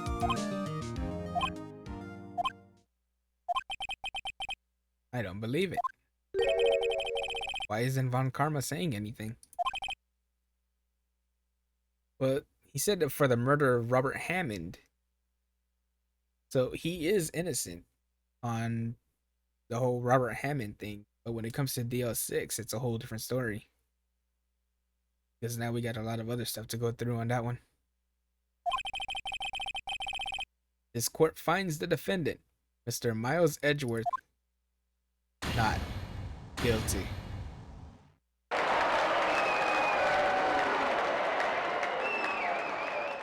What kind of courtroom lets them have confetti? I swear. That is all. This court is adjourned. Objection. Did someone just say objection? Wasn't Von Karma.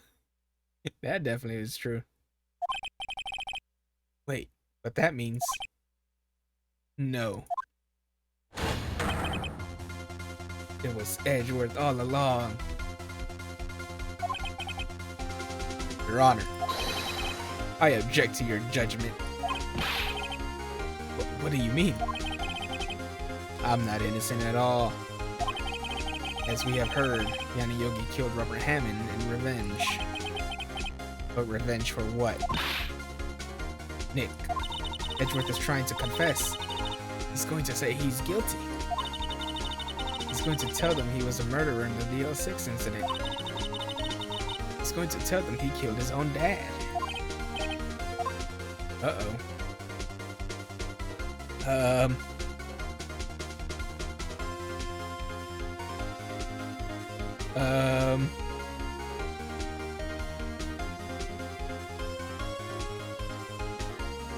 I should probably leave it to Edgeworth, huh?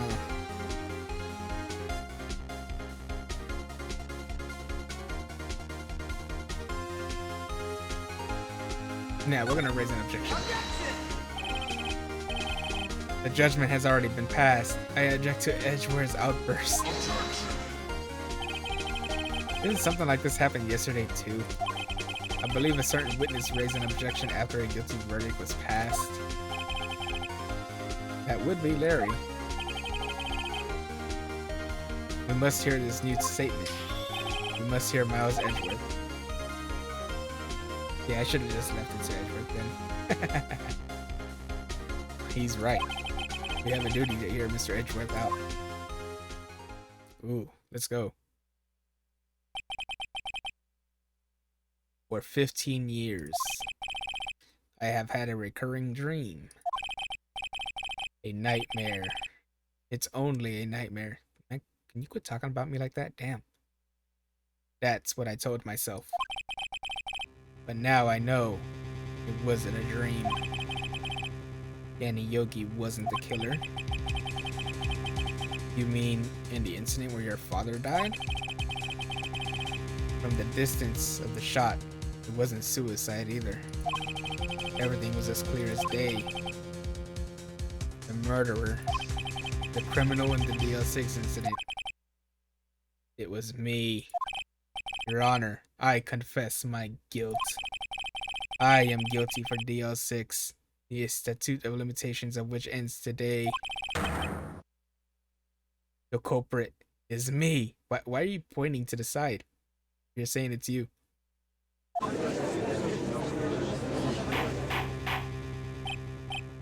Hold up. Hold up. This is certainly unexpected. The defendant declared innocent, confessing to a different crime. The crime for which the statute of limitations runs out today. I'm not really sure how I should deal with this. Bah. It's obvious. We hold a trial. Right here. Right now. What, we tried this man for his crime of 15 years ago.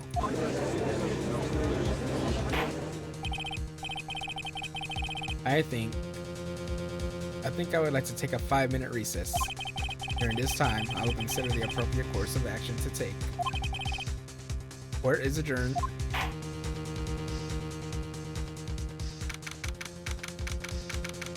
Oh man. This is getting spicy.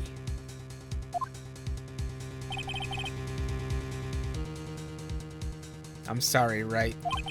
I've just wasted all of your effort. Even Gumshoe's pouting. Mr. Edgeworth, I just don't believe it, sir. I mean, you killed your dad? I didn't want to believe it myself, detective. But it's the truth. I deserve to be punished. Murder is murder, no matter what the circumstances. This is crazy. It's crazy. Nick? What are you doing? Huh? Oh. I was just reading through the court record once more. I'm getting my case ready. Your case? For what? Huh? Isn't it obvious? I'm going to prove that Miles Edgeworth is innocent. But what are you talking about, pal? He just admitted to it. He confessed that he did it. In court. I'm sorry, Edgeworth. But I don't believe you're a nightmare. What? It's just a dream. It's not real. The truth is right here in this court record. In any case, tighten your belts. The real fight is just beginning. I'll prove you're innocent. Trust me. Right?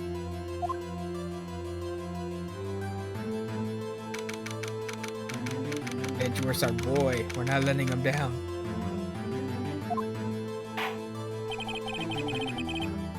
Now then, I would like to resume our trial.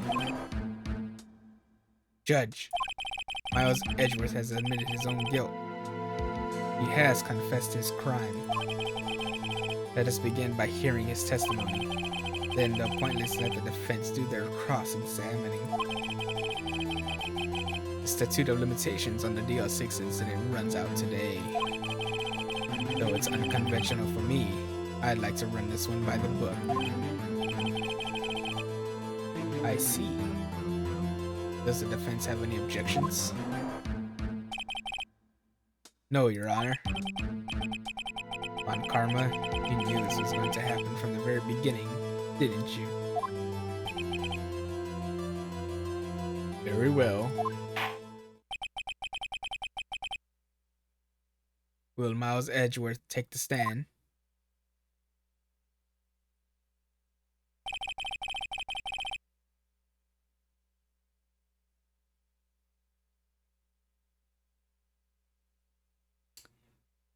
Will the witness state his name and profession? Miles Edgeworth. I am a prosecuting attorney. Mr. Edgeworth,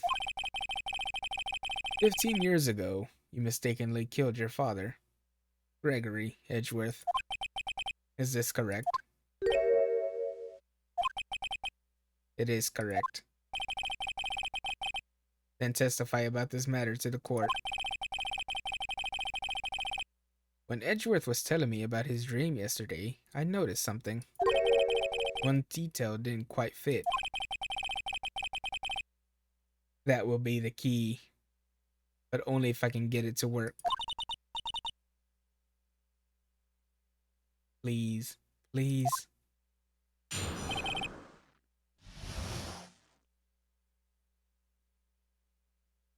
All right, here we go.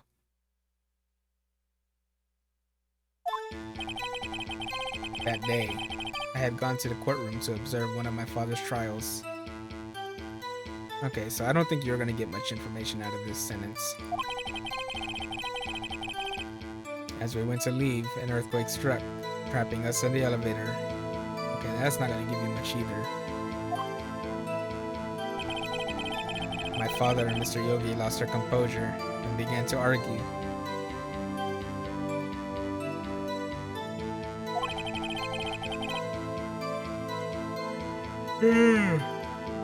Just then, something heavy fell at my feet. I picked it up and threw it at Mr. Yogi. I wanted them to stop fighting. A moment later, there was a single gunshot, then a scream. It was a terrible scream. I remember it to this day. That's all.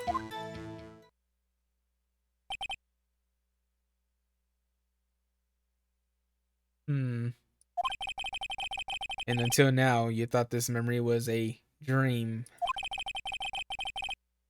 We were stuck in the elevator for 5 hours. The oxygen in the elevator ran out, and I lost my memory of the events. Bah, the same claim Mr. Yogi has made. Very well. Mr. Wright, your cross-examination, please. Yes, Your Honor.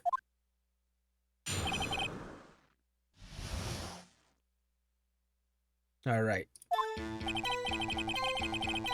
So this one I don't think is giving me anything.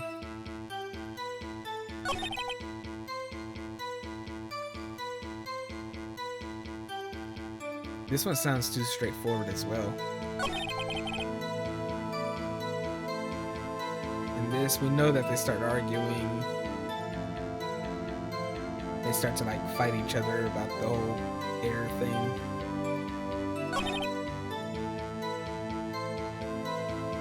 Then this is when the gun fell to his feet. He picked up the gun and threw it.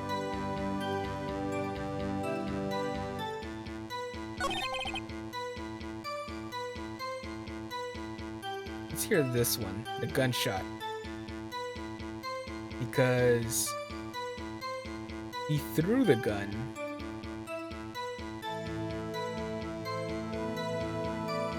The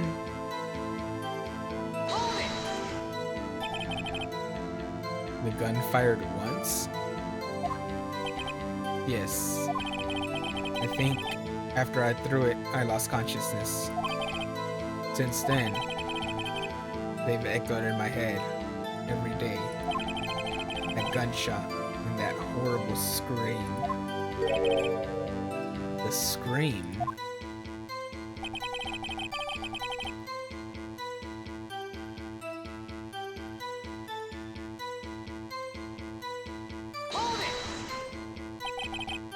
To this day, yes, I can practically hear it now. I doubt I will ever forget that scream as long as I live. There it is. one part of that testimony clearly contradicts the evidence. But I don't know what it means. I better find out and quick.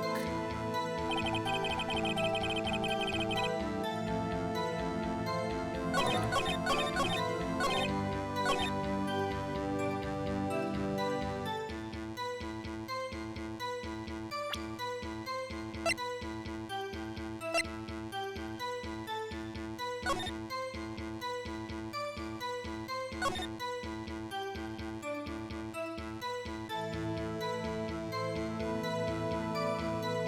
Yeah, he says he only heard the gunshot once. But this is saying that their weapon was fired twice, and one bullet was found in the heart.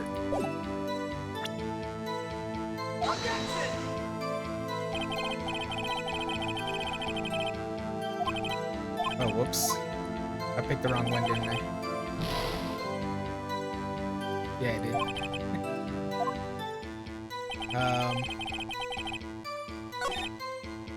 This one. This is the one.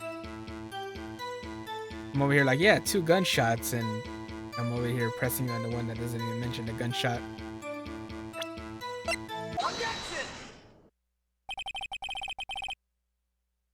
I was like, I was pretty sure I had the right thing, but I was on the wrong statement. Are you sure you only heard 1 gunshot? Yes, I'm sure of that. I heard the shot and the scream. And then everything faded. I was unconscious until the rescuers came. I see. No, Your Honor. Unfortunately, you don't. Look at this file one more time. This plainly contradicts its witness's testimony. You do enjoy dragging out that file, don't you? I don't accept this evidence unless you can tell us what page it's on. It was on the 2nd page, which is the victim data. Look at the victim data in this file. It says it quite plainly, the murder weapon was fired twice. Miles Edgeworth only heard 1 gunshot, yet the murder weapon was fired twice. The first shot was the accidental firing when the pistol was thrown. So who fired the remaining shot?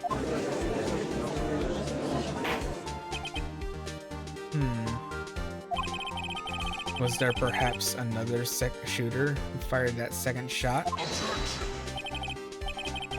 Your Honor, as I'm sure you're aware, this incident occurred 15 years ago. The evidence is dated. The pistol did fire twice. However, we do not know when that 2nd shot was fired. It might have been fired the day before the incident.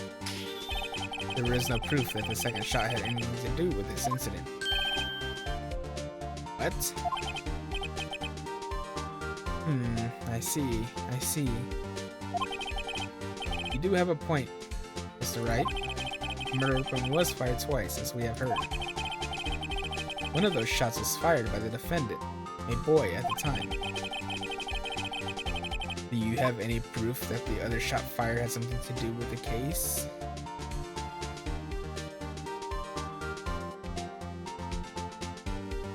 Yes.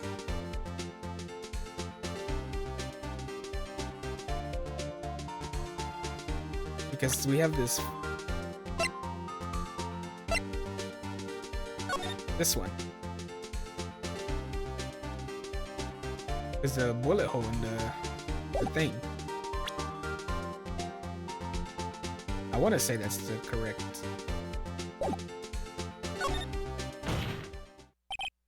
Your Honor, I think I will be able to show you proof. What? Impossible. Now, Mr. Von Karma, save your surprise for after you've seen the evidence. Very well, Mr. Wright. Show us your proof. Do you have evidence that the 2nd firing of the pistol is related to this incident? I want to say it's this. No. Wait.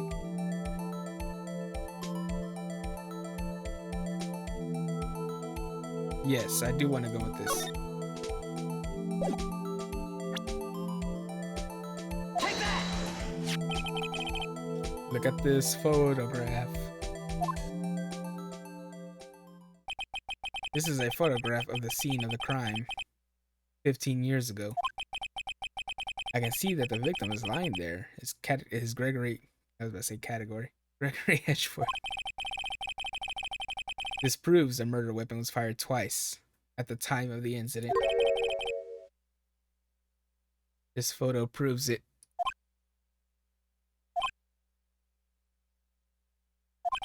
So let me get this straight. This photo proves 2 shots were fired? Where? Your Honor, please get a clue.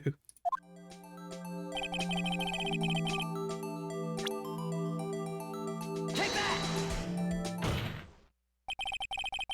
As should be obvious, the contradiction is here. I see a bullet hole in the door. Your Honor, Gregory Edgeworth was killed by a shot from the pistol, yet there is also a bullet hole in the elevator door. We also know that the murder weapon was fired twice. Thus, someone other than Edgeworth fired that second shot.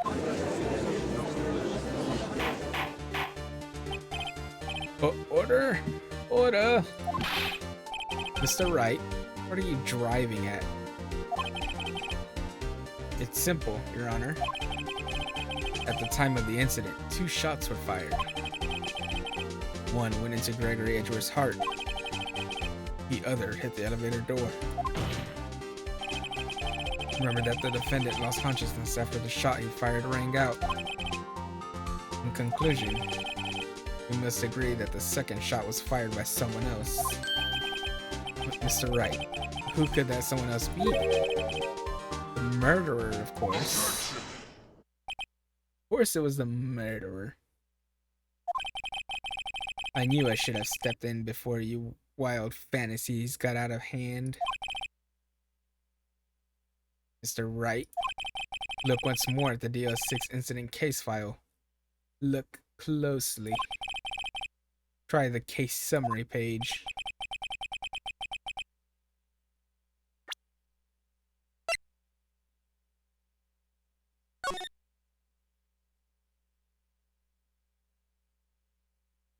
No clues found on the scene.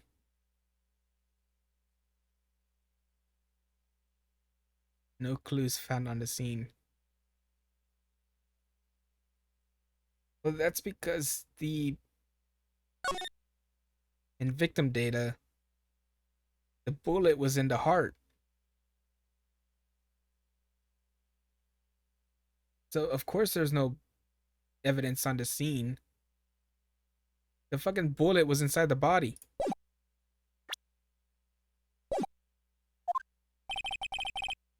Look what is written there. Not a single clue was found on the scene. If the pistol had indeed been fired 2 times, then the other bullet would have been discovered on the scene. But one bullet went through the door, so that bullet is not in the elevator anymore. And of course, the second bullet is inside the body, which was in the heart of Gregory Edgeworth. So of course, you're not going to find a bullet if both bullets are cased somewhere differently where you cannot observe them. That second bullet has never been found. Why? Because the second bullet does not exist. The bullet that claimed Gregory Edgeworth's life was the one fired by his own son. That is the truth of this matter, the whole truth. It was undoubtedly something else that made that bullet hole in the door. Oh, really? Order? I will have order. Mr. Wright has proven one thing to us quite clearly. That the murder weapon was fired twice at the time of the incident. However, as Mr. Von Karma says, the second bullet fired was not found. It is highly unlikely that the police merely overlooked the second bullet. So all we have is the single bullet fired. I'm afraid I have to discount the defense's claim. Tisk, tisk, tisk. I praise the judge for his wisdom in this matter. I don't. How did this happen? I don't believe that the second bullet didn't exist. Was I wrong? Have I been wrong about this whole incident? What are you doing, Nick? Why aren't you raising an objection? Sorry, Maya. What? It looks like I was wrong. Nick? If the second bullet wasn't there, then all my conjectures are for nothing. No. But you said you'd do it, Nick. You said you'd get Edgeworth declared innocent. Sorry. It's just, when I saw the photograph, I thought that 2 shots had been fired. I was so certain of it. I thought I'd won. I thought there was another person, someone else who fired the killing shot. But now, I was wrong to think it could be that simple. This case has stood unsolved for 15 years. Nick.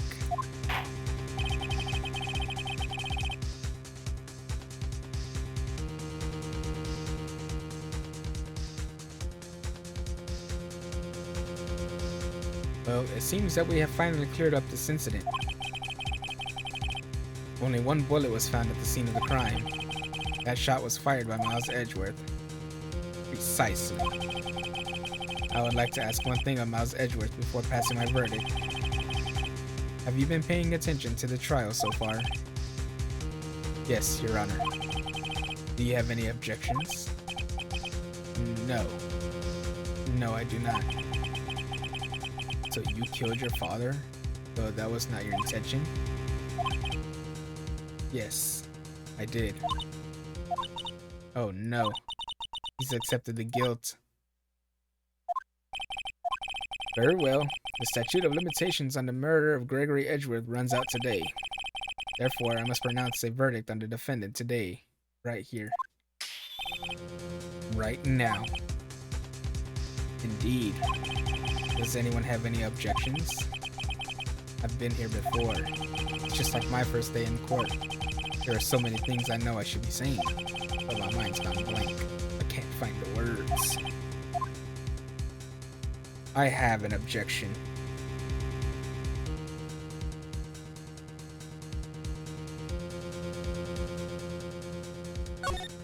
Objection! Your Honor? Your Honor, I object. Tisk, tisk, tisk. Mr. Wright, on what grounds do you object? Oof. Nick? I don't know. His case is perfect. Oh no. It must exist. The second bullet. Hey, not Maya. Mia is reaching out to us. What? What did you just say? Nothing. The second bullet must exist. But where? Someone took it. It seems waiting is not going to produce us any answers from Mr. Wright. Wait, Your Honor. The second bullet. It existed. What? We just heard proof that it did not exist. I realize that, Your Honor. I'm really grasping here. It's just someone took it from the scene of the crime. That's what happened. But who? The murderer. The murderer? And tell us, just who is this murderer? I'm still thinking about that one. So the criminal took the second bullet? But why? Huh? First of all, how would they find it? It's not easy to find a stray bullet, Mr. Wright.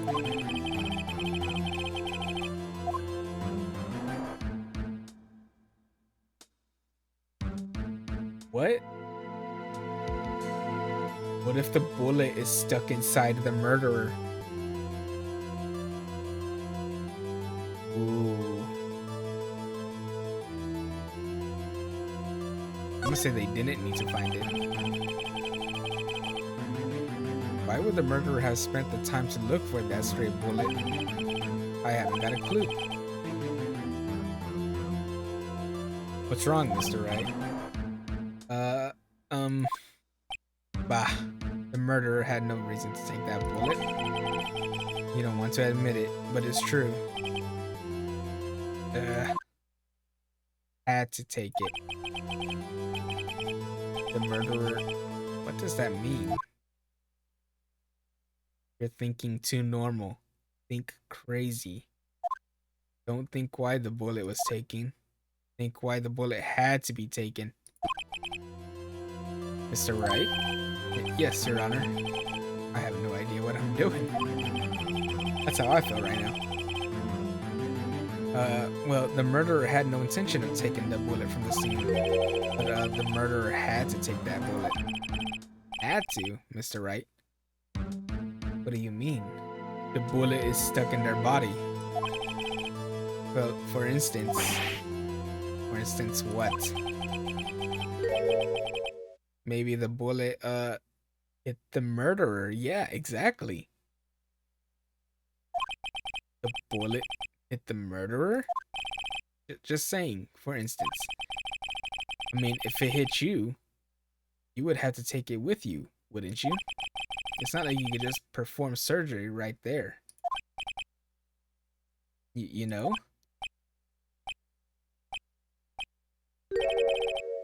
Wait a second. I was just talking off the top of my head, but what if that's really what happened? Let me get this straight. So at the time of the murderer themselves was shot. And they left with a second bullet still inside of them, thus leaving only one bullet at the scene of the crime? Exactly. Yes, I guess that's how it would work. Yes. But there's a problem with that. The other two people rescued from that elevator, Miles Edgeworth and Yanni Yogi, were both unharmed.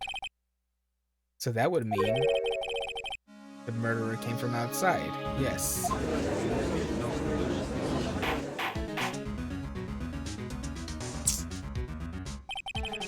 The two men fight inside the elevator. Trying to stop them, the boy picks up the pistol at his feet and throws it.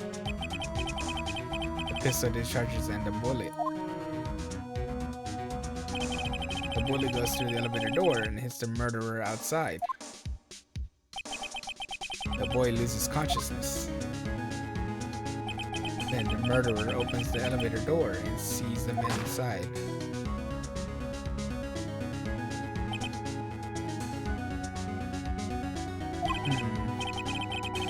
Mr. Wright, you are truly the most unpredictable defense attorney I've ever known. I can tell you're grasping, yet I cannot deny the possibility of what you say. What are you saying? Deny it. Deny it. No one involved with the incident was wounded. There was no murderer.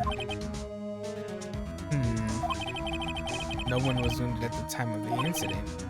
He's right. Can't think of anyone. Hey, Nick. Huh?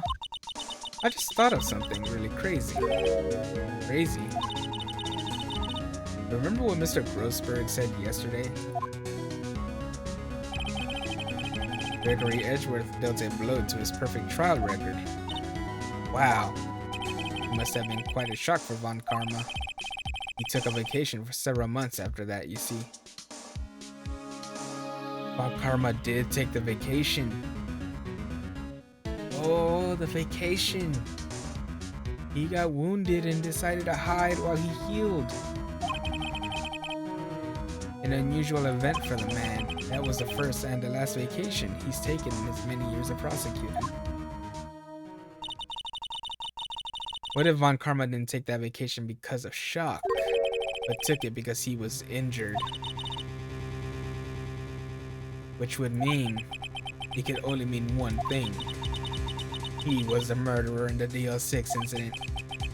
He was the man who shot Gregory Edgeworth. It was Von Karma. Oh man. Something wrong, Mr. Wright? You seem dazed. No, Your Honor. Well, you have indicated the possibility that the murderer came from outside. Can you give us the name of your suspect? Uh-oh. Should I come out and say it now?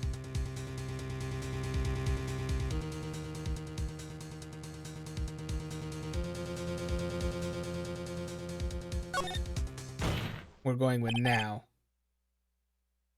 Your Honor, there is a suspect. One lone suspect. Well, this is certainly interesting news. Very well, Mr. Wright. Who is your suspect? My hands are shaking. What? Von Karma. Von Karma? He has that smug look on his face.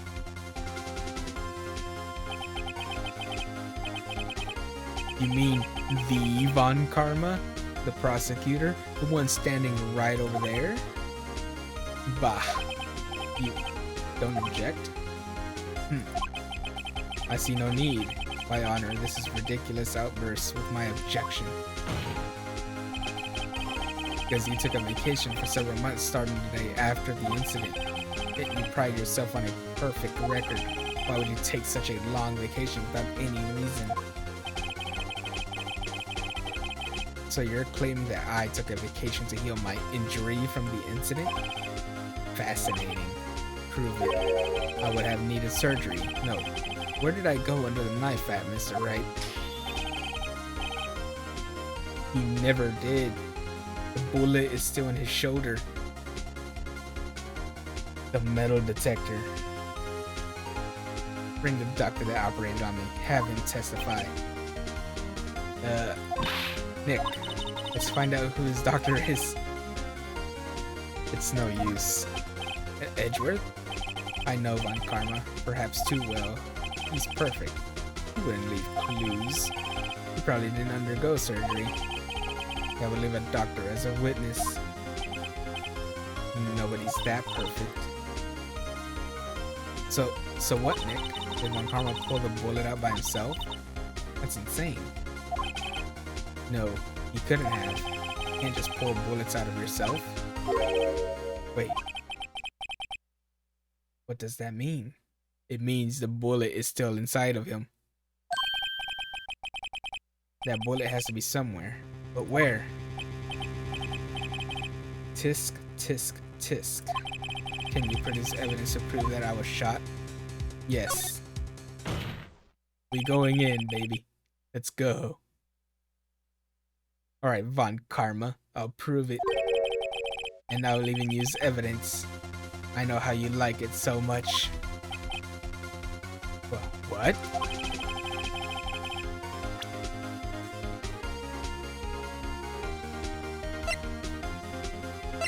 I just completely skipped over it. There we go. Von Karma is perfect. He wouldn't risk surgery, leaving an evidence trail. So then, I ask, where is that bullet now? I think it unlikely that Von Karma performed surgery on himself. You don't mean?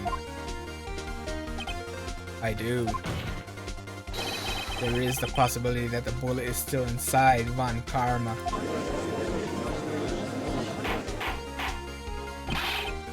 Is that even possible? For all these years? Well, there's one way to find out.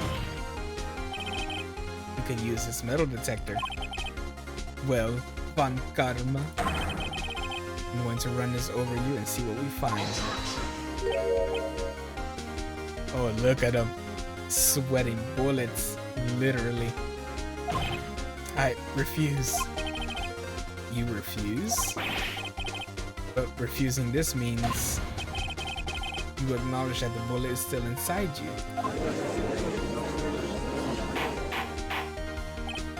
I love this song. Ora! Ora!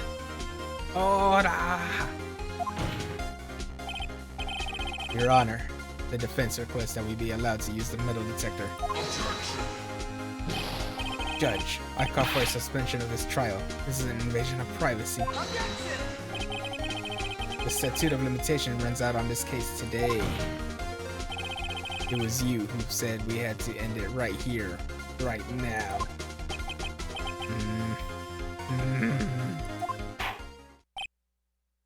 Enough. I permit the use of the metal detector. Mr. Von Karma, you will submit yourself to testing. Nick, what does this mean?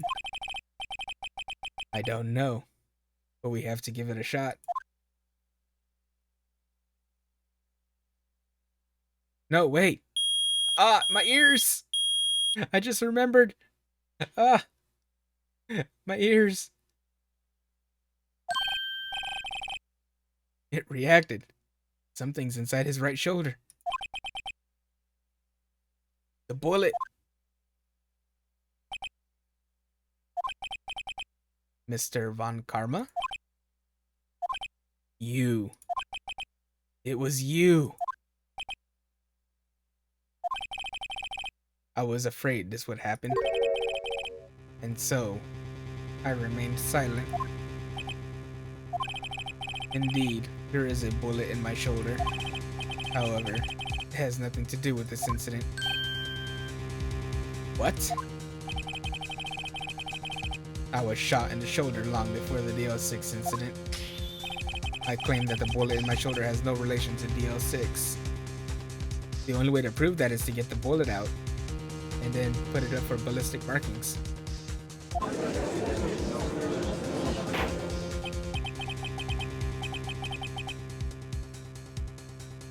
But Mr. Von Karma, can you prove that? Prove? I have no obligation to prove anything. It is Mr. Wright who must prove something here, not I. But Mr. Wright? Well, can you prove it? Can you prove that the bullet in Von Karma's shoulder was from DL6? Of course he can't. You don't have any of the DL6 evidence. That's because you took it out of the records room yesterday. With no proof, you cannot convict me of any crime. So sorry, Mr. Wright. No, I'm the one who's sorry, Mr. Von Karma. What? You were close. One day away from freedom. But you see, I have proof. What? Who would have thought you would dig your own grave trying to convict Edgeworth? I can link that bullet in your shoulder to the DL6 incident. And here is my final proof. This one. Take that! That's a bullet? Where did you get that? This is the bullet used in the DL6 incident. This was taken from the heart of the victim, Mr. Gregory Edgeworth. The bullet is preserved quite nicely, with all the ballistic markings intact. Ballistic markings? Yes, Edgeworth, ballistic markings. You may recall the term. It came up in the first trial 2 days ago. Ballistic markings are the fingerprints of a weapon. All bullets fired from a gun are marked with that weapon's unique pattern. By examining the markings, you can tell which weapon fired the bullet. It's quite accurate. We have 2 bullets in our possession. One, the bullet removed from Gregory Edgeworth's heart. The other, Mr. Von Karma, is the bullet buried in your shoulder.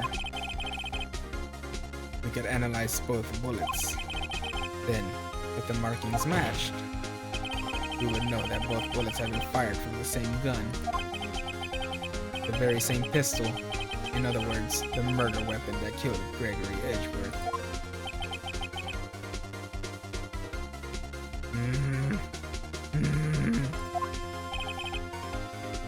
Mr. Von Karma, you will let us remove the bullet from your shoulder. Then we'll compare the ballistic markings to those on this bullet and solve this case once and for all. Well, Mr. Von Karma?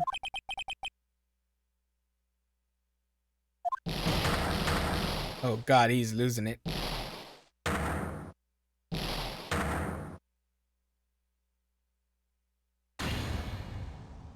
That scream. I've heard that scream before. Wait. I know. Help! I can't breathe. Quiet. I said quiet. You're not making this any easier. Stop breathing my air. I'll stop you. Stop breathing my air. Get away. Get away from my father. Bang. Ah.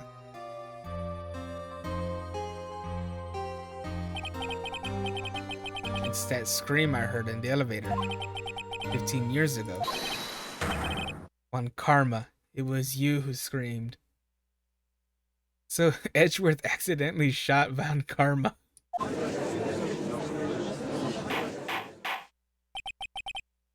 Mr. Von Karma? Only you would dare. So, God, I didn't need to read all that. So it was you. You and your father are my curse. Your father shamed me with a penalty on my record. And you left a scar on my shoulder that would never fade. I'll bury you. I'll bury you. Oh. 15 years earlier. Chief Prosecutor, I am sorry. On Karma, it's not like you to make this kind of error. I never would have thought that Edgeworth would be the one to catch you. I was careless. I'm sorry, but you will have to be penalized. I've covered for you in the past, but not this time. Edgeworth. It was a shock like none I had ever known. Me? Penalized? It took hours for me to regain my composure. Suddenly, I found myself in the darkness. I was in the court records room. How must I wandered in there without thinking where I was going? The room was pitch black. The lights must have gone out. I went out into the hall and felt my way to the elevator. I pressed the button, but nothing happened. Then, there was a noise. I was in pain, a horrible burning pain in my shoulder. Just then, the lights came back on. The elevator door opened before my eyes. I saw 3 people inside, all lying unconscious from oxygen deprivation. Much to my surprise, a pistol lay at my feet. I knew then it was destiny.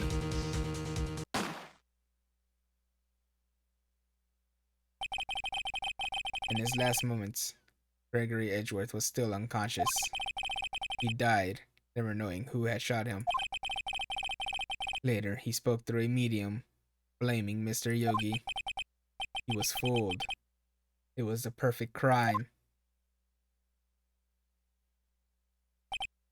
Tisk, tisk, tisk. Who would have thought another man would have come to open that elevator door? Judge, what? What are you doing? Your job. Bring an end to this miserable charade. Now, end it. Very well.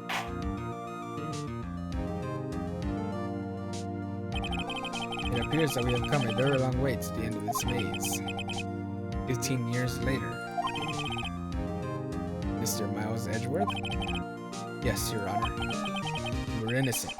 You are innocent. As you said, it was all a nightmare. Yes, Your Honor. This court finds the defendant, Mr. Miles Edgeworth, not guilty.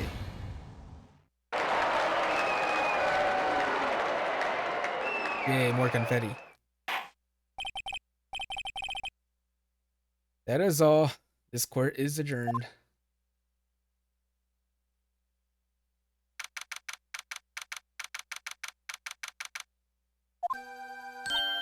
Nick, Nick, you did it. Did you see his face? On Karma looked even paler than usual. He's pretending to be all cool, but inside you crushed him, Nick. Crushed. I gotta say, I'm impressed. It was pretty close, though. I was sure we'd had it. I know, I was on the verge of tears the whole time myself. But now it's all just a good memory. So, it's finally over, Edgeworth. Right? Yeah? I'm not sure how to say this. I know. Try thank you. I see. Thank you, right. You're welcome. I think you could have done better than that. Sorry, I'm not good at this sort of thing. You got a lot to learn, Edgeworth. He's got you there. Woo! Amazing, pal. You pulled through just like I thought you would. I'll never forget this, pal. And tonight, let's party. Dinner's on me. Can you even afford a dinner, Gumshoe? Yeah, my salary went down a bit this month. But who cares?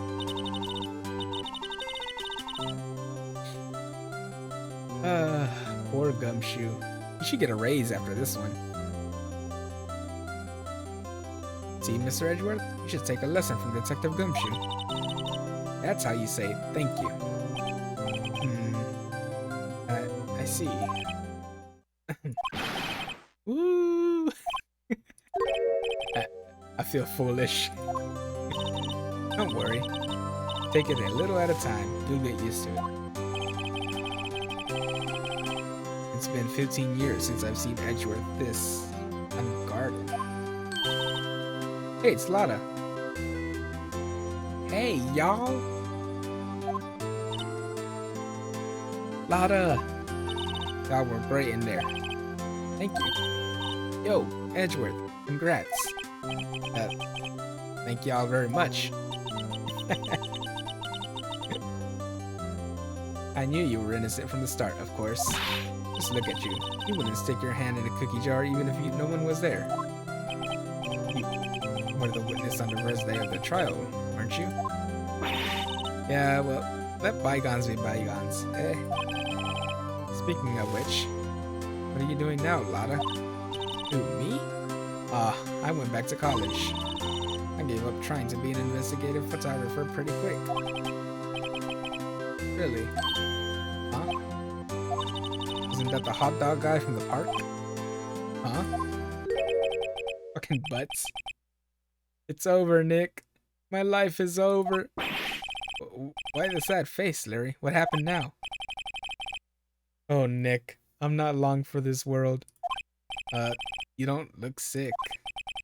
It's Chiante. She's going to live in Paris. Paris, Nick. She's leaving me behind. Should have seen that coming. Yo, Edgy, there you are. Yes, here I am. Congrats, Edgy. Here, a little gift from me in celebration.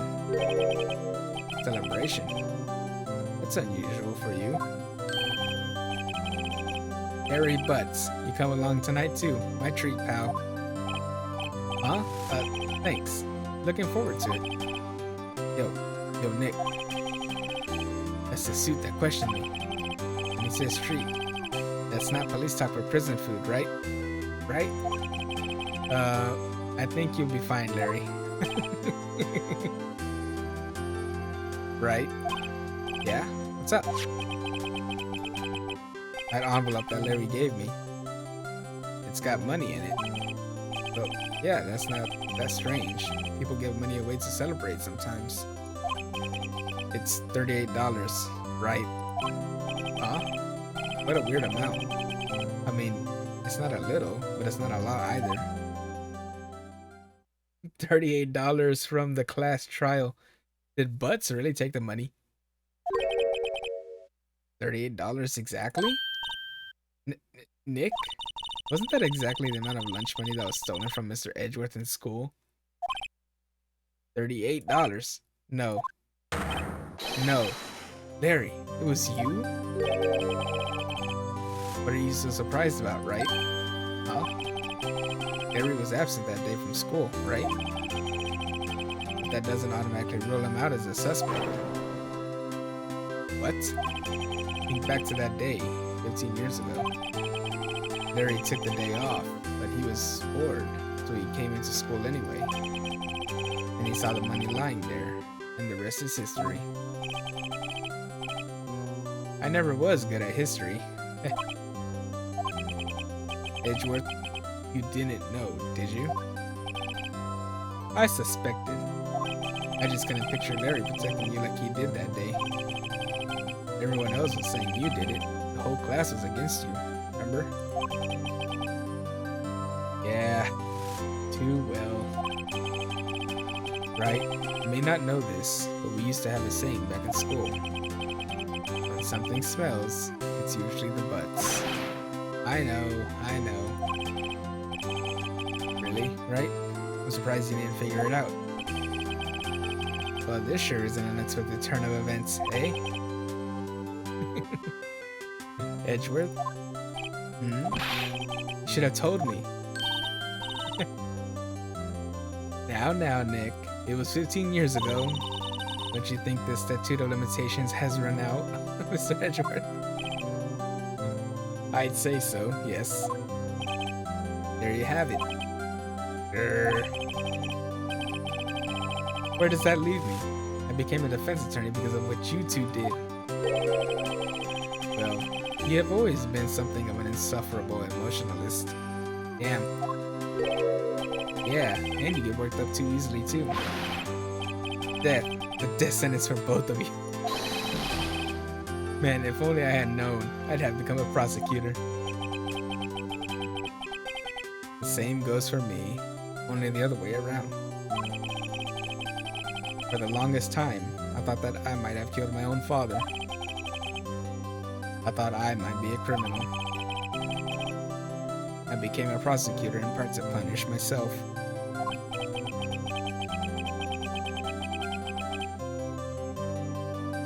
If I had known the truth, I'd have become a defense attorney after all. Edgeworth? I want to switch, right? Hey y'all, line up, I'll take a photo. Hey, photo time, let's go! And after that, dinner on me.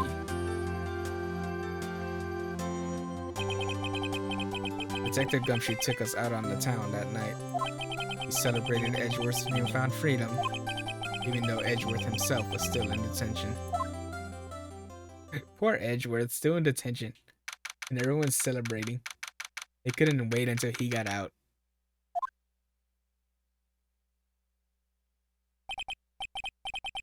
Whoa, I went a little overboard yesterday. My head hurts.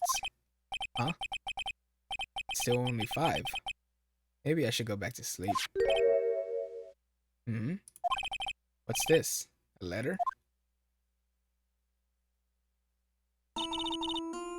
Good morning, Nick.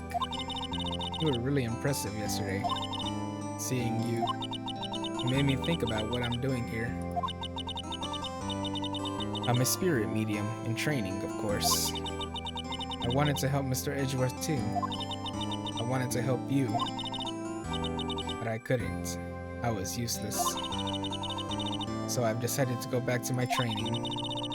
I'll become a full-fledged spirit medium, for starters. I couldn't say it to your face, so I left this letter. Goodbye, Nick. No, Maya. Goodbye? What time is it? Ah, the first trains for the mountains have already left. To the station.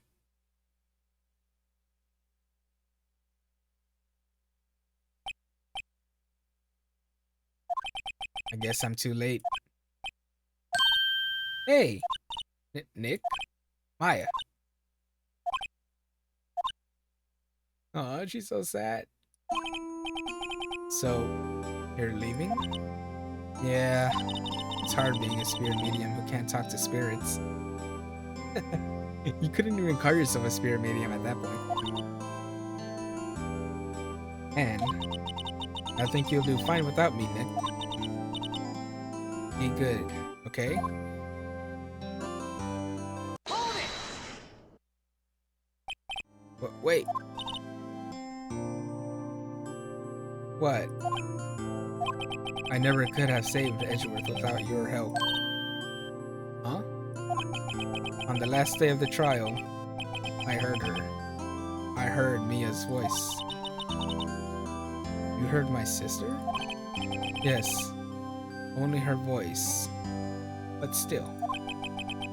It was at the very end when I thought we lost everything. Well, that's my sister for you. Detective Gumshoe helped, and Mr. Grossberg, and even Larry. I'm the only one who couldn't help. I was useless, Nick. You're wrong, Maya, because you got us the bullet. You got the bullet.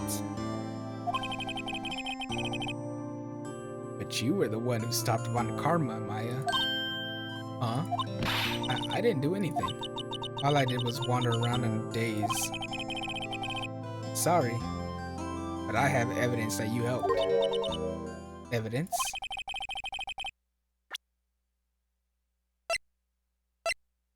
Take that! A bullet? Von Karma was convinced he had taken all of the evidence pertaining to DO6. But you were the one who rescued the last piece of evidence we needed. This was a bullet that put an end to Von Karma. And you were the one who gave it to me. Nick. Thanks, Maya. I couldn't have done it without you. Aw, so sweet.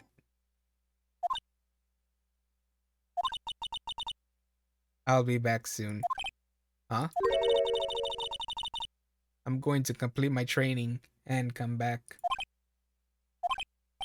Okay, I'll be waiting. Of course you will. You can't run that office by yourself. You're hopeless. Damn it, Maya. I don't know about that. So, this is it. See you soon, Maya.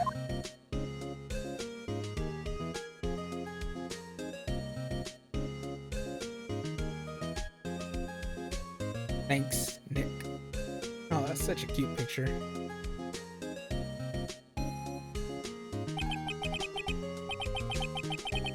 And so my story ends. Time to turn a new page. And say goodbye to the novice defense attorney that I once was. Now, a new story begins. With the same old crazy cast of characters. Ha! Don't think you graduated yet, amateur. Mr. Wright, perhaps you'd like to rethink that claim? Yes, Your Honor. Oh, I got a bad feeling about this.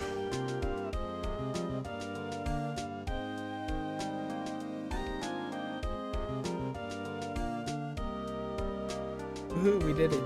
Another case down. Hey, pal. Mr. Edgeworth came down to the precinct to wish.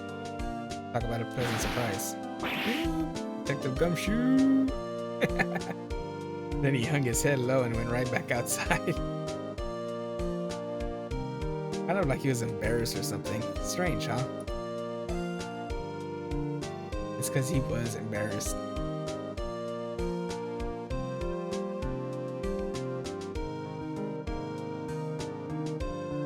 Huh? Nick? Nah, haven't seen him lately. Who, me? I've been working at a cheese shop. And Missy's a nice lady, but she's not exactly what you'd call a cheap date. Huh? Oh, she's in Hawaii right now. Yeah.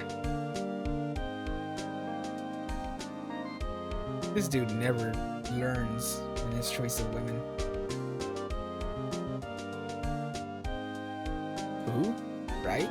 Yeah, I remember him. I hear he's been busy lately.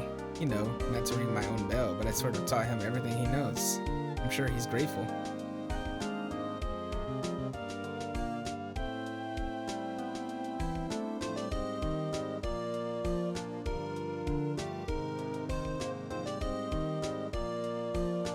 Phoenix, Wright. Ah, the defense attorney for whom I wrote that affidavit for. Yes. Oh, you should know. I've taken over management of the Gatewater Hotel recently. You'll be in the area. Please stop by. Oh, he's taken over for management. Nice. Good for him.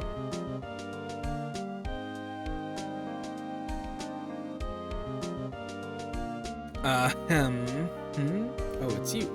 Phoenix, right? Ah, yes, me as understudy. Wonder how he's doing. Haven't seen him of late.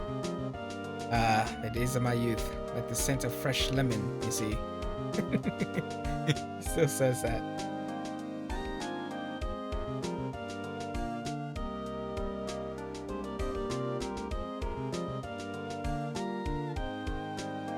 Phoenix, right?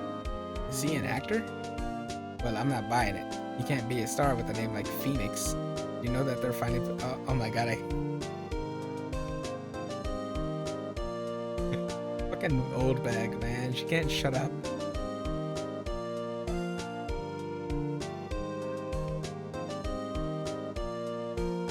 I'm pleased to announce The Pink Princess is a hit. I sure owe that Mr. Wright a great deal. And I'm keeping my face out of the public eye till the show's over. I wouldn't want to ruin any kids' dreams, you know?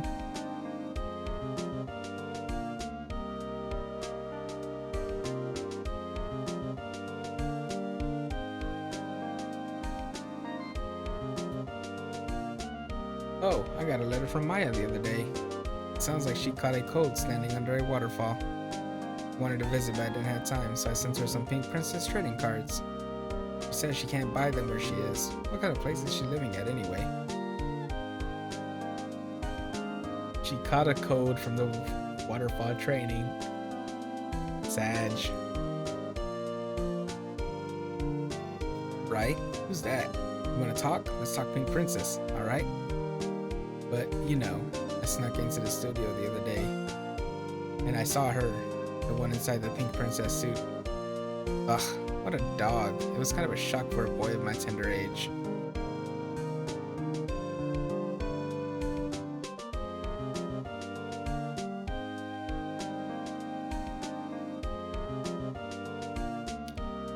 Yeah, I remember, right? That lawyer guy.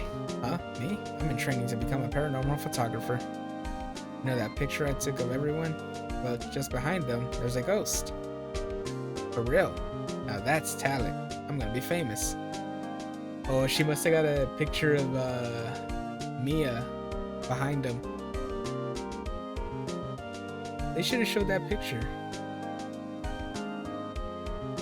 Oh, they did.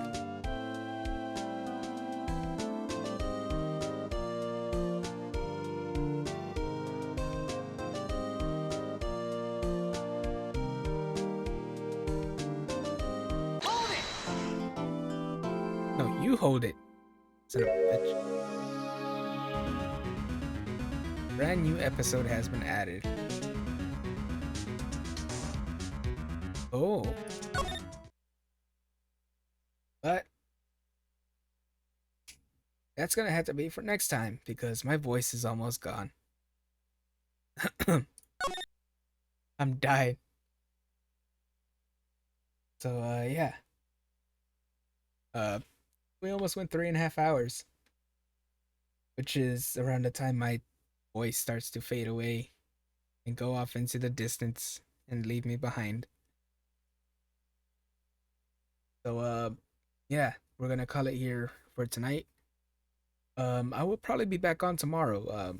Since I did say I took off a few days of work, so I'll be able to stream a little bit more often this week. But we'll see if my voice is back by tomorrow. So yeah, I hope you all have a pleasant day, night, morning, evening, wherever you're at, and I hope you all stay safe out there. Be careful with all that snow and everything as well. Some places are just covered in it at the moment. And yeah, I'll see y'all next time. Have a good one. Bye. Bye.